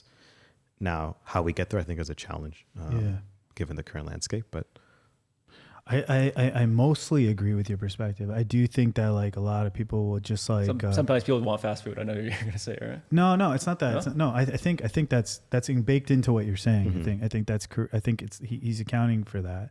In that like there is functionality and usability here, and like people they're gonna like it can do some things really quickly. You can offload thinking to it, and why not, right? There's certain things that it's great at. Why not just use it? But I do think as well. I think there's something about the way that it makes a certain form of creativity accessible that not everyone is going to take that and approach it the same way. And I baked into the 1%, but I just want to add a little bit more detail to my thoughts on that is like I think where it's going to get interesting is when people can make software. The pattern I'm seeing right now is people who will make software who don't typically make software. And that's where I think it starts to get very interesting, where the actual material itself starts to open up into the hands of people that didn't have it before. And I think what they create, because they're not influenced by the same kind of references, ends up being, they're not like what it might end up being something entirely new. Right. And then what I think is going to happen is, I still think the craftsmanship aspect is very real. I still agree with that. I think the slop aspect is very real, but I think there's value when you take this material and there's like this existing type of person that has interacted with this, and you just give that material to millions of people. Yeah. What it does is it changes your understanding of what that material even is. Yeah. And you'd seen this with other mediums like writing and video and like music and stuff like that. It shifts things. Right. And then other things. So I'm curious, like when new kinds of characters start making software, what do they make? Yeah. People that don't have an existing understanding of like, the core concepts of like computer science or software or back end or whatever. And then the other thing that I think is interesting is when they take software to new places that it's never been. When you have the cost of software coming down to create, I think like people will start doing shit with it that they would have never done with it before, applying, because it's like the cost is lower. Why not just make this thing? And why not just make this thing? And why not just make that thing? And so I think the ways in which people apply it as well is going to like expand things. And I think it's going to start looking like a lot of but in a much bigger scale. Like we looked at like this Flash intros and this KidPix stuff and these different tools from that time. I think it's going to start looking like that, but everywhere. I think that core like little thing that we had where it's like, when you first grew up and you experienced the internet and it's like you saw all of these things for the first time, and you kind of like, whether you were, whether as a kid you understood exactly what it was or not, maybe you couldn't, but you had a feeling that this is like going to shift the world in some way. You could tell this was something different. This was something that you were experiencing that the people around you were not experiencing. That was my relationships with like computers and the internet. I felt like I was living in a parallel world because I had access to the internet way before my friends. Yeah. And so like, it felt like I was living like a parallel life growing up. And I think you saw the breakthrough, and then you saw these breakthroughs happening, and you're like, wow, it makes you think like the world is malleable. And now I think we're going to see a fuck ton of these breakthroughs. There's going to be some mom, man, who has like 3 kids or something. And, she's like busy and stuff like that, trying to figure it out. And maybe she makes some tooling for herself that it's like, not resembling anything else, but it's just like, this is what I fucking need right now. Yeah. And it might end up in some breakthrough in some new category of tooling. Because she wasn't referring to anything else. She was just like, I don't fucking know. I'm just following like this. I just need this and I need this and I need this. And the tools that you guys are making, like Falcon and these other kinds of tools that start recognizing this pattern that, maybe we do need to go back to like this open space where we start from first principles and we're not optimizing. I think these kinds of tools might become like really relevant to someone who doesn't want to like use something like Claude Code. There's ways in which you can make this stuff kind of like more accessible, these mutations and stuff more accessible. I don't know. It's very interesting to me. It's probably going to be like a million-fold more like in volume of shit created. Yeah, that is true. There of all that slop that will be produced, probably a very small percentage of it may be very useful. Yeah, right. There's this. Sorry, go ahead. You were gonna say? I was just gonna say that like that part is interesting.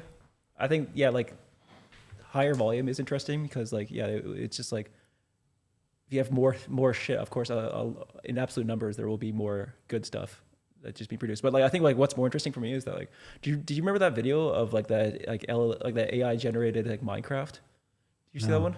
But Robbie, after this, can you find like Francis Ford Coppola talking about like the proliferation of like video tools and he kind of riffs on it. It's like a green background. There's like a forest kind of thing. Yeah. If you can find that as well after. So there's a version of this I saw a while ago where like it was people were ripping on it because it was like totally just like temporal. The entire world was temporal, where you like turn around and like the floor is missing and shit, right? Yeah. I think like this is like almost analogous to like reproducing like Van Gogh with LLMs, right? Yeah. Right. Where it's like you shouldn't actually be trying to reproduce Van Gogh. You should be making something brand new in this tool. Like with conventional game tools, you can't create like fully temporal worlds that are like dream landscapes, right? That's like that doesn't fit into like how games are made, right? There are like a LLM native genres that will emerge from the tools. All right, that's what interests me. Yeah, for sure. Yeah. I totally see that, and I totally agree with you. Yeah. And I guess I'm already like there, you know. I guess I'm not interested in that kind of like a simple, almost like gimmicky effects, if you will. Yeah. There's this Francis Ford Coppola clip, if you can find it. I don't know. Might be hard. Interview, Francis Ford Coppola interview. It's on YouTube. Images. Oh, videos, yeah. YouTube. He talks about like video tools. He talks about some girl in like Idaho or something. I can't remember. It was like an interview excerpt or something. No. It's about like how like the tools like democratize the ability to create movies. Democratize, yeah. I don't know if you'll be able to find it. Keep going down. Yeah, he's like sitting outside or something. I don't know. If you can find it after, you should. Yeah, right there. Yeah, professionalism. To me, the great hope is that now these little 8mm. Can you stop the thing and just put the audio up and let's hear it? And stuff are coming around. Some just people who normally wouldn't make movies are going to be making them, and suddenly one day some little fat girl in Ohio is going to be the new Mozart, and make a beautiful film with her little father's camera recorder. And for once, the so-called professionalism about movies will be destroyed forever, and it'll really become an art form. So did this come true, you think? I think this is a good question. Because like this is like fits perfectly into what we're talking about. Yeah. Because like there will be more people making. There will be more slop. There will be much like a million times fold in volume, right? More shit. And there is like I'm sure like Blair Witch Project and like random little indie movies that are being made, which are gems that couldn't be created by the professionals, as he calls them, right? But like they're very, very far and few in between, aren't they? Still need a lot of thought and effort and professionalism to create a movie. So I've heard this thesis before, and the idea that if you put forth, the right fidelity of technology, that it will multiply outputs, and it's like the democratization thesis, right? Like everyone should be able to do this thing, and if we do that, we'll have better outputs. Yeah. I've heard this many times across different industries and different verticals. It's not true. It's not true. And it's not true because to make great things, and this was the premise of my lecture that I gave 2 years ago, is that if the people themselves are not driven by some sort of vision or philosophy or worldview, it doesn't matter what God-level technology is put in your hands. You are not inspired by anything, which is why, and a good example is ask anybody who watches Netflix, can they find anything to watch? We have all these great, well-produced CGI, like top of the line, and they can't find anything to watch. They can't find anything that makes them feel anything. Which makes me think that it's not about technology. Yeah. It's that we are philosophically, spiritually, religiously empty. We don't have any original ideas about anything. It doesn't matter what technology is in front of us. I think people need a genuine worldview. And even Coppola, like Nolan, all these guys, they have a worldview. They have a vision that they're imposing on the world. And then the technology retroactively is applied to it. Yes. But what I have discussed with is the latter, is that people saying like, no, you start with the technology. Yeah. Jobs said this, right? It's like, you can't build great things by starting with the technology. You start with the customer experience first and then work your way backwards, right? So again, I love technology, but I always start with the idea, with the philosophy, with the point of view, and that no amount, even if aliens came and gave us something 1,000 times better than what we have today, are we going to have better outputs? I think everyone knows the answer, right? Yeah. Yeah, I'm kind of in the middle ground of it. I think that like I agree with you that I think like, technology for technology's sake that's not going to make a difference if people are walking around like uninspired. Like obviously like, okay, yeah, you put some technology in their hands and then they're going to keep being uninspired. I think what is interesting is that like I think what's the kind of challenge I would have is like I think like it's the technology itself also influences the people. Like that's the kind of counter argument is like, yeah, it's like one thing you could say is, hey, it's not saying like technology. It's not saying if you only had the technology, then you would be able to express your vision. I don't agree. I agree with you. But what I'm saying is when you take a technology and just put it in the hands of humans, that affects them. That affects them. That affects what they make. It affects the number of people that make things. It affects, and I think that's the premise here, is like, yeah, okay, if you give everyone a camera and before only a certain people had access to a camera, that's going to have an effect on the society, right? And it's going to change who can like make something and who doesn't make something. It changes what your perception of that medium is, because you're like, oh, this person made this, but fuck, it doesn't follow the patterns of everything that we saw before. But this is like really good. Yeah. You know? That's like the 0.001% that we're talking about. I think well, this is like, we're like this is like, now we're at like Marshall McLuhan and like the medium is the message, right? Yeah. So I think it's like, it's not just a 0.1%. I think when you take a technology and you influence it, if you take a technology and you make it accessible to everybody, it's not, you don't affect the 0.1%. You affect fundamentally what it means to be human. Like right now, I'm making sounds with my mouth that are going into your ears, and we're allowing us to have this conversation. Now, is everyone who's talking all around the world having Mozart level conversations? No. But did the invention of language fundamentally alter the course of like this whole like humanity? 100%, dude. It totally shifted it. And now within that kind of pattern, there's going to be like, yeah, some 1% but it's not really about just the 1%. It's part of it, but it's like also it's just like, yo, you fundamentally altered what it means to be human by you're describing like entropy, right? So like the more complexity there is, the higher of a chance there will be of like just things combining in certain unique new ways, right? You always do want more. I think it's not necessarily a bad thing. Yeah, more is actually probably better because it can produce in absolute terms just better shit, like more shit. Right? For sure. What I'm saying is that I think like the tool you guys are working on and the way you guys are working on it has made me realize more specifically, and like the space in which like existing tools are lacking, and it's given me a glimpse into the way in which a new genre of tools might emerge that would allow people to like interact and make things in ways that they wouldn't without those tools. That's what it's made me realize. And what it's also made me realize is like when I think about early tools and how they're different than they are now, it's hard for me to get my brain back into those times to remember those things because I'm so affected by the tools that exist today. I just open up my computer. I just start fucking using shit. I know the patterns. I open up the app that I already know. I fucking open up Final Cut Pro. I'm jumping in between there. I forget that Final Cut Pro at one point was something that was, you know, these software developers and these designers were sitting down with other filmmakers thinking about how to make the tool. Now for me, film editing is Final Cut Pro. That's what I know. That's my relationship with film editing. You know, at a certain point, it was like there was a point where film editing went from being mechanical to digital. And so it's hard for me to remember or see the world beyond these tools, beyond the way that the world already works. But we're not in that world anymore, man. Mm-hmm. We're not in that world anymore. And the way I view the world is actually like a fucking limitation, because I'm seeing the world through these existing patterns, which might be obsolete. But the way we interact with computers has like fundamentally shifted, it seems like. And so it's interesting to think about and talk to you guys like you and to see like, oh, what are you guys thinking about? Like what a creative tool even is, and where are you pulling references from? What matters and what doesn't matter? And it's just cool. Yeah.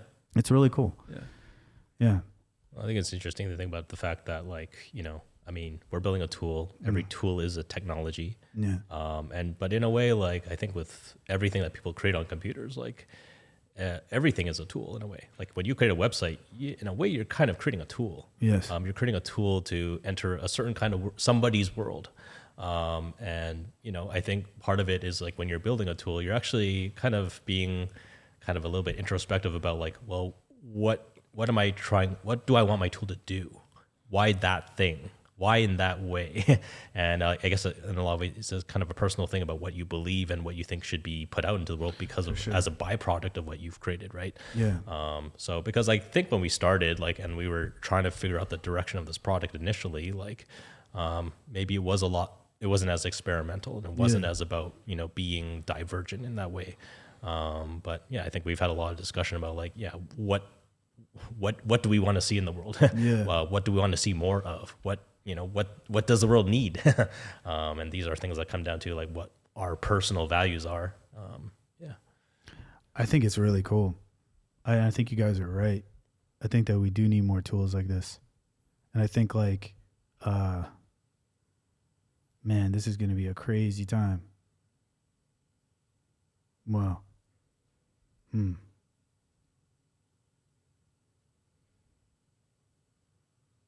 Crazy. Everything's a tool. It's a tool. Everything's a chair that smells like a fart, bro.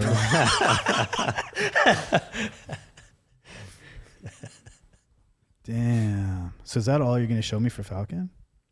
That's the extent of what you're willing to show right now? Could show more. Should I show more? Yeah, we can.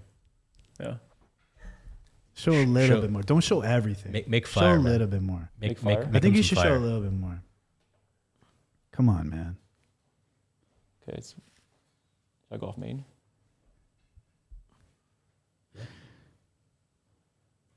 Also, thanks for showing Falcon, man. It's like in pre-release right now, right? Yeah, private alpha, yeah. Private alpha, yeah. I saw you guys only made it accessible to Waterloo students. Yeah. That's fucking crazy, bro. What about UFT, man? What about UTM? Soon.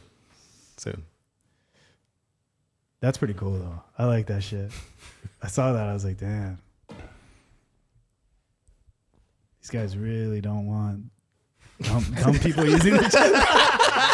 I didn't say that. That's crazy.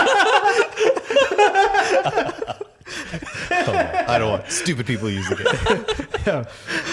Yeah, here's my software. You need to have a fucking 98% average to use this shit. So check this out. I'm going to start with the time node again. Okay. So I think I'm going to recreate our template project, which is fire. It's fire. It is fire, it's or fire. It's like, it is like no, it's like literal fire. Literally fire. Because I was gonna say you don't normally talk like that, so no, it wasn't. Yeah, it wasn't like cool. It's fire. It's like literally like it's how fire is made in games with math. Yeah, with math. So we have the ability to create a system. Showing a monkey like when he showed me this, that was me, man. So we can create like this is a very common technique for creating fire procedurally that's used in a lot of real-time tools and games, and so we can create this noise node where you can create value noise, which is just every single pixel has a different kind of value. It's literally the most obvious representation of what noise can look like, but you can create different kinds of noise using different algorithms. Like you can create something called Perlin noise using that same technique that's used for creating Perlin noise and for creating value noise. And Perlin noise has these kind of blobby, more organic shapes, and we can combine we've parameterized the ability to create noise to create very realistic kinds of effects. And this may not look like so much right now, but the ability to control, for example, the influence that each layer of noise has can give us a lot of creative freedom. And so concretely, I can do things like, what if I want this noise to move around over time? We have the ability to translate the coordinates that are used to draw this noise, let's say like on an axis. So I'm going to plug this into like, oh, that's cool, the Y input of this translating node, and then I'll plug this into the texture coordinate, the UV input of the noise node, and I can move this over time. There's something else I can do here where I can create a shape. I can create a simple circle. We can create a bunch of geometric primitives, but we can also create something called an assigned distance field, and that's just SDF, and that's like a convention in which the rim of the shape has a value of 0, and the values as they move away from the rim of that shape have an increasing positive value, and the values inside the shape have a decreasing negative value. Yeah. And so red is negative and blue is positive. And so it'll become clear why that's important in a second. Because really what this represents is almost like a gradient-like shape. So if I, for example, if I get the absolute value of the of this thing, this branch doesn't have absolute. Ignore that. I'm going to now combine this with our noise node. So I'm going to subtract this sign distance field from noise, and we'll start to see kind of something that looks a little more interesting, right? And so what we're really doing is that, like, right here on the border, we're subtracting nothing. Right up here, we're subtracting, like, we're actually adding a lot because this is the first argument, and then in the middle, we're getting increasingly negative values. So I can, like, scale this up and down to, like, change the shape, right?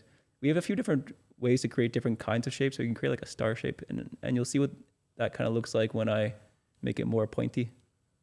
Oops.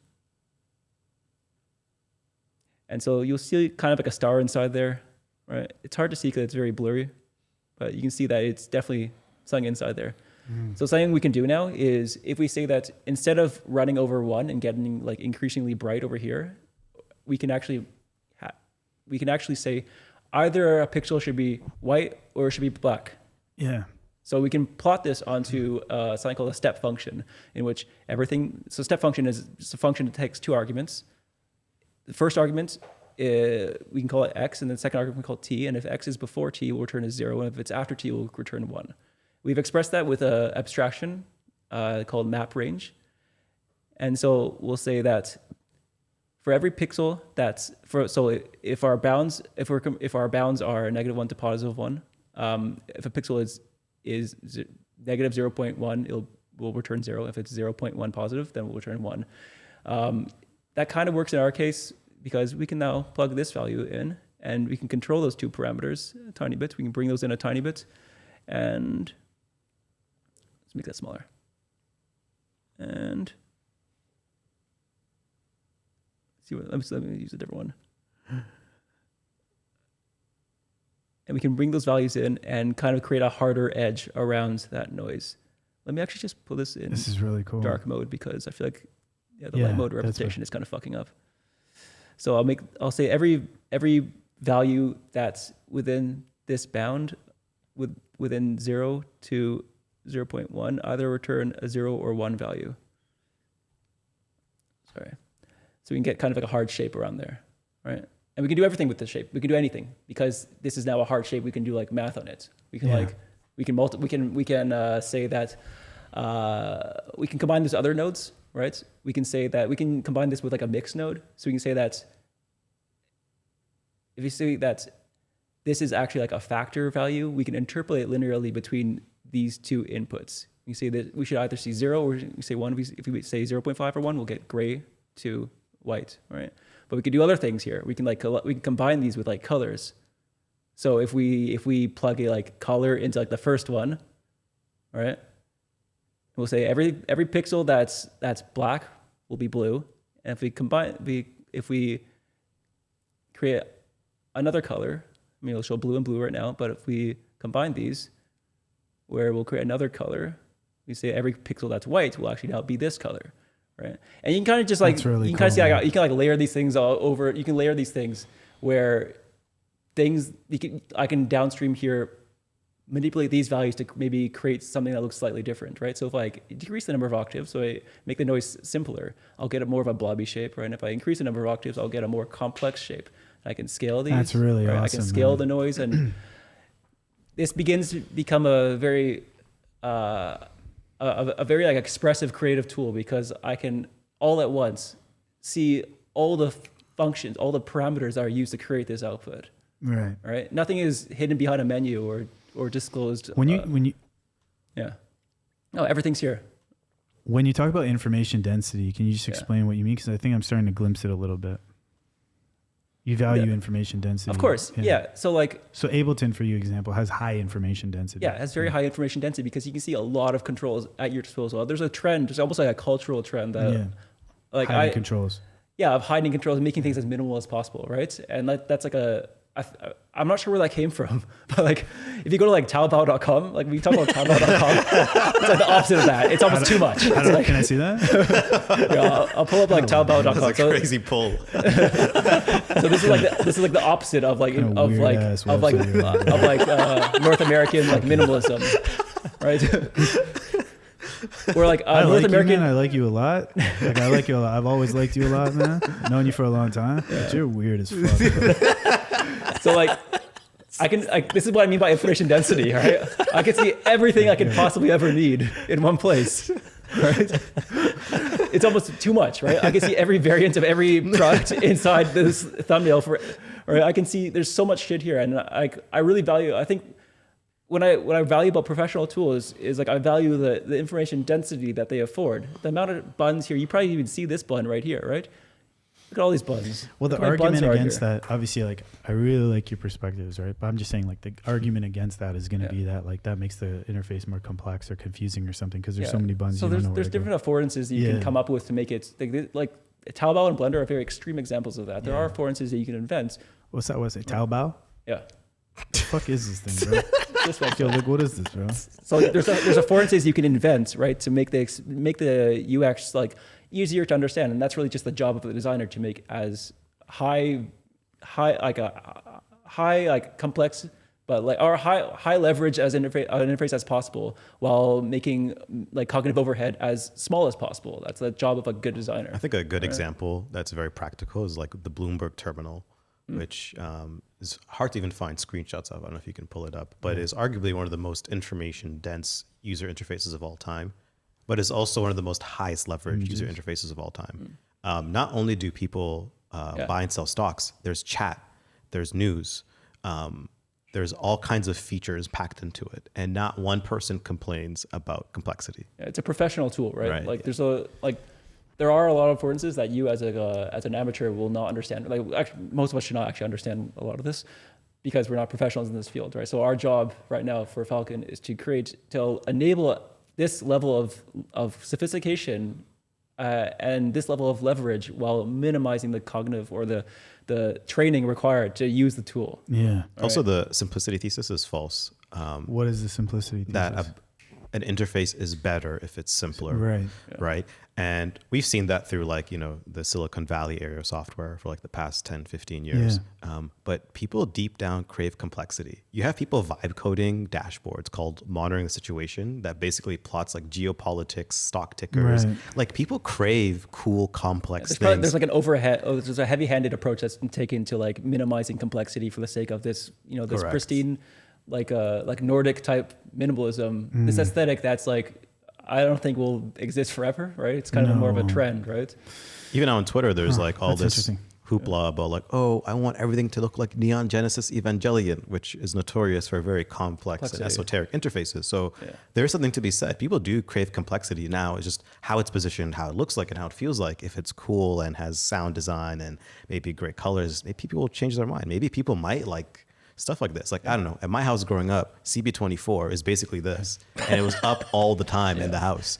Never was my parents like, oh, this is too complex, Yeah, and like we talk a lot about like, at least I talk a lot about how like there was this trend in like the mid 2010s where like they invented like the hamburger menu. Yeah, pull a CB24. Yeah. The hamburger menu, right? Image. So like what they end up doing is that like, so like this is. The screen layout, man. I know what you're talking about. This one, right? Like this. Hasn't changed in more than a decade. But like, there's a trend that a lot of like UI designers like to do, which like, where like,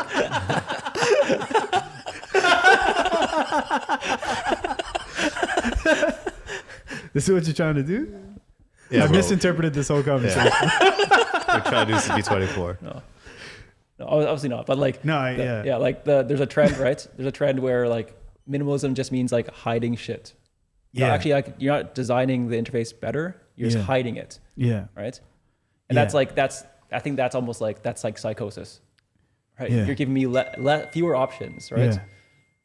Yeah. As a user, right? You're making things harder to discover. This is like backed by like real data where like like a lot of app design moved towards hiding all the shit, Yeah. and then they're like, oh, like no one's using any of these features already. Yeah. Right. I think there's a nuance there. I think it's minimalism, but through the lens of paternalization. So the PMs and the designers don't think the users are smart enough to discover a feature. Oh yeah. So they're like, oh, let's just hide it. Yeah. Right. And so I think it's minimalism pulled to an extreme through paternalization, which is you have a derogatory view of your users. You don't think they can discover features. Yeah. You don't think user experience can emerge over time through usage. Right. So it's less about minimalism and more about like, what is your opinion of your user? I think anytime you're working on a tool that you're really using a lot and you're pushing it, I think you don't want this simplistic minimal interface. No, you don't. Right? You absolutely do not. It's interesting what you're saying. It's like an understanding thing. Once you understand it, what your process is and what you're trying to do, you want everything fucking available when you need it, you know, and you want to work as fast as possible. It's like respect too, right? It's like, you know, if you go to like a hotel room, right? Like the room is prepped for you, right? They put a fridge, they put like, you know, drinks, they lay out your bed because it's like care. Imagine they hid everything. And then you have to go to the lobby and ask for a bunch of stuff. And I think Steven told me one time, it was a great maxim, which is like design is rendered care. If you know somebody's going to look for something in your UI, you put it where they might expect it. Now, it's not easy. This is why designers exist. The placement and the positioning and the size, this is all not intuitive. But the idea to just like hide and be like, look, you can do everything inside of a text box, I don't think is acceptable. I don't think it's the right way to build anything. You know, we don't want anything to be like that. Like when you go home and you go to your kitchen, you want to see all your tools in front of you, your appliances. You don't want it all tucked away and then you have to go and get it. You know, that's kind of insane. Super cool. Yeah. Damn. Yeah, so something that I want to invest in, that I think we're going to invest in after this. Like, so we now have the ability to create like very interesting visual basically like interesting visual effects. Yeah. I showed you a very simple example, but you can do actually like almost everything with what we have now. Like in terms of like interesting visual effects. I think like where it's going to start becoming interesting is when we start investing more in interactivity and features that are like more commonplace in apps and games. And there's like an almost like limitless surface we have now with this first version that will enable us to like do things like maybe you can build like Ableton inside a tool like this. Yeah. Right. Maybe you can make a game inside of this. Right. Really interesting. And maybe you can make the two Too advanced. I can never remember the Too Advanced website. What you call it? Too confused. Too tricky. Too cool. Too fast. Too furious. I can never remember that one. But yeah, like there's like a near future in which you could use this to create almost anything, right? So, right. Yeah. Yeah. That's interesting. In a way which is maybe faster or higher leverage than conventional tools. Damn, man. It's cool stuff. Good shit. We're trying. Yeah. It's good shit. Yeah. Yeah. Not bad. You know? Yeah. Sick. One guy who thinks he's Chinese. I am Chinese, bro. Another guy who like half Chinese. Half Chinese. He's half Korean. Half Korean. Yo, have you seen this guy speak Korean? Yeah. It's crazy, man. He's like another guy. He's like weird as fuck. Tell me, seen him. References don't even make any sense. Then we got this guy like can't even read and shit. Not bad. That's why I put these books right here. The whole time. I can read. That's proof. Yeah. Just don't ask me to open them. There's definitely not 90% images. They're like picture books. Picture books. They have no words in them. It's all fucking pictures, man. This, make it like this. KidPix. Yeah. KidPix. That's how I talk in the office. I just send them pictures. You should read this book though. Like Tommy mentioned it the other day. A lot of it is like kind of just filler, but there is Art of game design. Yeah, there is a lot of there are critical insights in there. This is like a canonical book, right? Like meaning like this is like influenced a lot of people, right? Yes. I was recommended this by several people. One of my past managers recommended me this, and I finally bought the physical copy. And you're finding value in it? I am. Yeah. It's again, a lot of it is just padding. Yeah. It's like most of it's sawdust. But there are gems in there, right? I thought you were the guy who was like, read the whole book. I mostly am, and that's why I discovered that it is. I don't have time, man. I don't have time. No, because like I think they Fucking wanted to read this sawdust shit. There are gems in there. Yeah. You know what I mean? Like I was like, yo, I better read this book. And then I was like, most of it's fucking sawdust. It's like I don't know why he told me like, one of you guys was saying you know? that like most books are like. I told you that. You disagreed with me. Yeah, I disagreed because like I like to read. Violently disagreed. Yeah, you finally disagreed. It wasn't violent at all. You just reiterated the same It thing wasn't I violent said. at all. I actually was thinking about that a lot because I do usually like read the whole book. Like every book I read, I usually read. I try to Just read say it. I'm right. Okay, if you want to be right, you're right. Yeah. But like, as I thought about it, right? As I thought about it, yeah, like, not everyone is consistent with the kind of vocabulary they use, right? With the information density that they apply in their writing. You mean not everyone's as weird as you? Yeah, dude, like, for sure. Like one of the best books I've read recently, right? It's like 90 pages long. It's called Flatland, right? Oh, that sounds cool. It's written in like in 1884. Yeah. Right. What's it about? It's about it's like an allegory for a society which only exists in two dimensions. Oh shit! And it's this told sounds really from the good. perspective of like a two-dimensioner, right? And this book is, again, it's 90 pages long, and it's extremely dense, but it's also written in a way where like they use the right words to convey these very complex concepts, right? And so like it's all, again, it's 1884, so it's like told through like the lens of like of a Victorian like patrician or whatever you consider that class, and who lives in a house, who lives in a certain sect of society. Yeah. And society hierarchy in society is determined by like, it's really nerdy. It's like determined by like geometric perfection, in which like a equilateral triangle, for example, has more rights than an isosceles triangle because it's a more geometrically pure shape. And so like the guy, like the author of this book is like on the cover, it's like written by like a square, right? Because like written by a square. By a square. Oh, right? what because the fuck? They belong to a more educated class of society. A square? Which is dictated by the regularity of its shapes, of its sides of the shape. And the story it explores like concepts of how a two-dimensioner would interact with another two-dimensioner, right? Huh. And how that's really cool. It's really cool, and how like different changes in society influence the ability for various two-dimensioners to interact with each other, like such as like the ability to have color, to attribute different shapes, and it explores like societal progress, but then also explores like the two-dimensioner visiting somehow the universe of a one-dimensioner, right? And so on the cover, even there was like they show the names of these different lands. Right, he lives in like Flatland. Is 2 dimensions. The book's all fucked up, but like the top left says point land, and then the top right says line land. Yeah. And then obviously in the bottom right it says space land, which is the 3-dimensional space that we exist in. And the way he describes like a 3-dimensioner existing in 2 dimensions is like, it's cool because it's like all allegory for like how we could reconcile like a higher dimension, right? Yeah. Like he describes like if you imagine like a sphere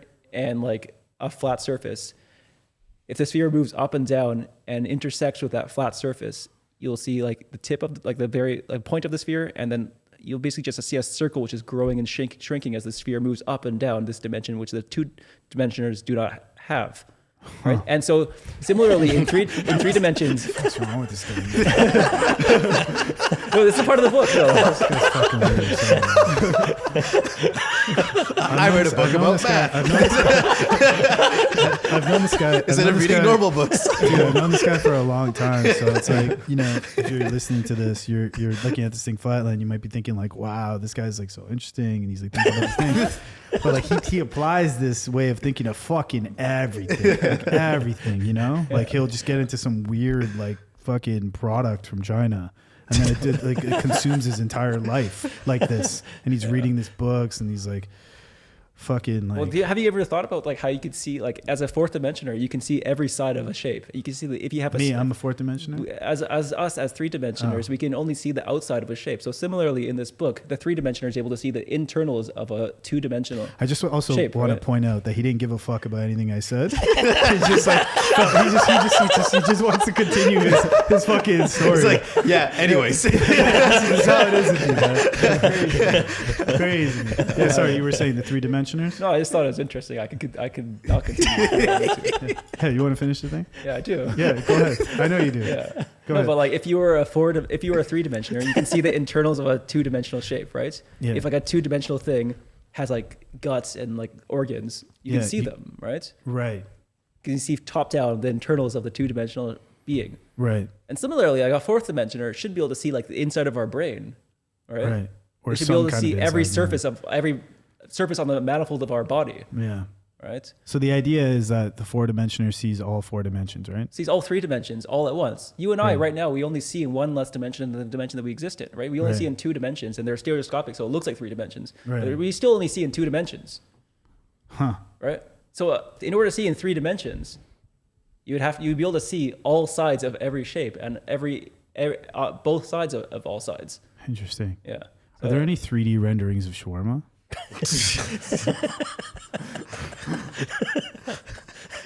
Consider your priorities. It's got to be on Sketchfab. There's for sure no, I mean like something that lets us see it. Like what does it look like? Go to Sketchfab. Yeah. Like what about from like 2 dimensions and fucking like how does a 4 dimensioner see a shawarma? They can see the back of the shawarma at the same time as the front. Like what do you mean? Okay, yeah, interesting. Huh. So right now you can only see in 2D. Right now we're only seeing in 2D. Like we can go to the skewer because we have like stereoscopic vision. We can kind of see both sides. Like we can see both sides of a cup, right? We can see both these sides, right? But we can't really see in 3D. Okay, go back to the shawarma thing for a sec. So in order to see this in 3D, you would be able to see. Are there one dimensioners? Yeah, there's in Pointland in the book. Yeah. Oh yeah. So one dimensioner, would you see this as a dot or something? You see nothing. So there's nothing. There's one dimensioners and they only exist in Lineland. Right? Which is they all exist in one single strip. And they have it's a really creative book because he talks about how Linelanders communicate with each other. Yeah. And they can communicate with each other by making tones, right? Yeah. And they can hear each other because tones can transcend the single track that they exist within, right? So they communicate with. If you imagine like a train, you can talk to the people in the other train cabins almost, right? Yeah. And you can communicate with each other, and they form relationships as a result. But they cannot reorder the layout, the sequencing of the train cars. Right? It's really creative. Yeah. Yeah. And so it maps out like the societal relationships and the experience relative to these shifts or something like that, right? What do you mean? Like what? Why is he contrasting these like dimensions? Like it's all allegory, right? It's easier for us to understand difficult concepts if we can understand them in simpler terms. Does he correlate it back to like some life-based or society-based concepts or something like that?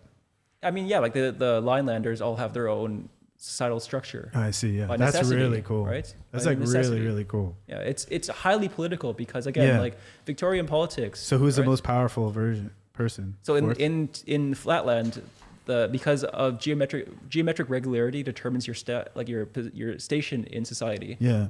The higher number of dimensions you have, the higher up in society you are. I see. So the fourth dimensioners are the highest. No. So I meant sides, right? So the more sides you have, the more privilege you're exposed to. And so like octagonal, like circular type shapes have the highest station in society as a result. And this is like an aesthetic based approach to like power in society, which is like not unlike real power in real society. All right, which is also kind of like based off of physical attributes, and it's not intrinsic to like our ability to be productive, or it's a lot of it is like how we were born and how we look that determines how we exist in society. That's right? crazy. Yeah. So there's allegory which transcends like just a lot of these concepts, right? Yeah. It's been tough for you guys. What does that mean? I think he's calling you a 3-sided shape. It's been tough for you triangles. You're really going through it. As pentagons. As a pentagon myself. Yeah, but there's actually like, so if you see in this image, there's actually there's also a really, so you see like right here, my daughter and woman's door, because it's all like, it's all Victorian, right? It's all Victorian like politics. So like, you know how in like Victorian English society, like there was no concept of like, you know, like women were treated differently, right?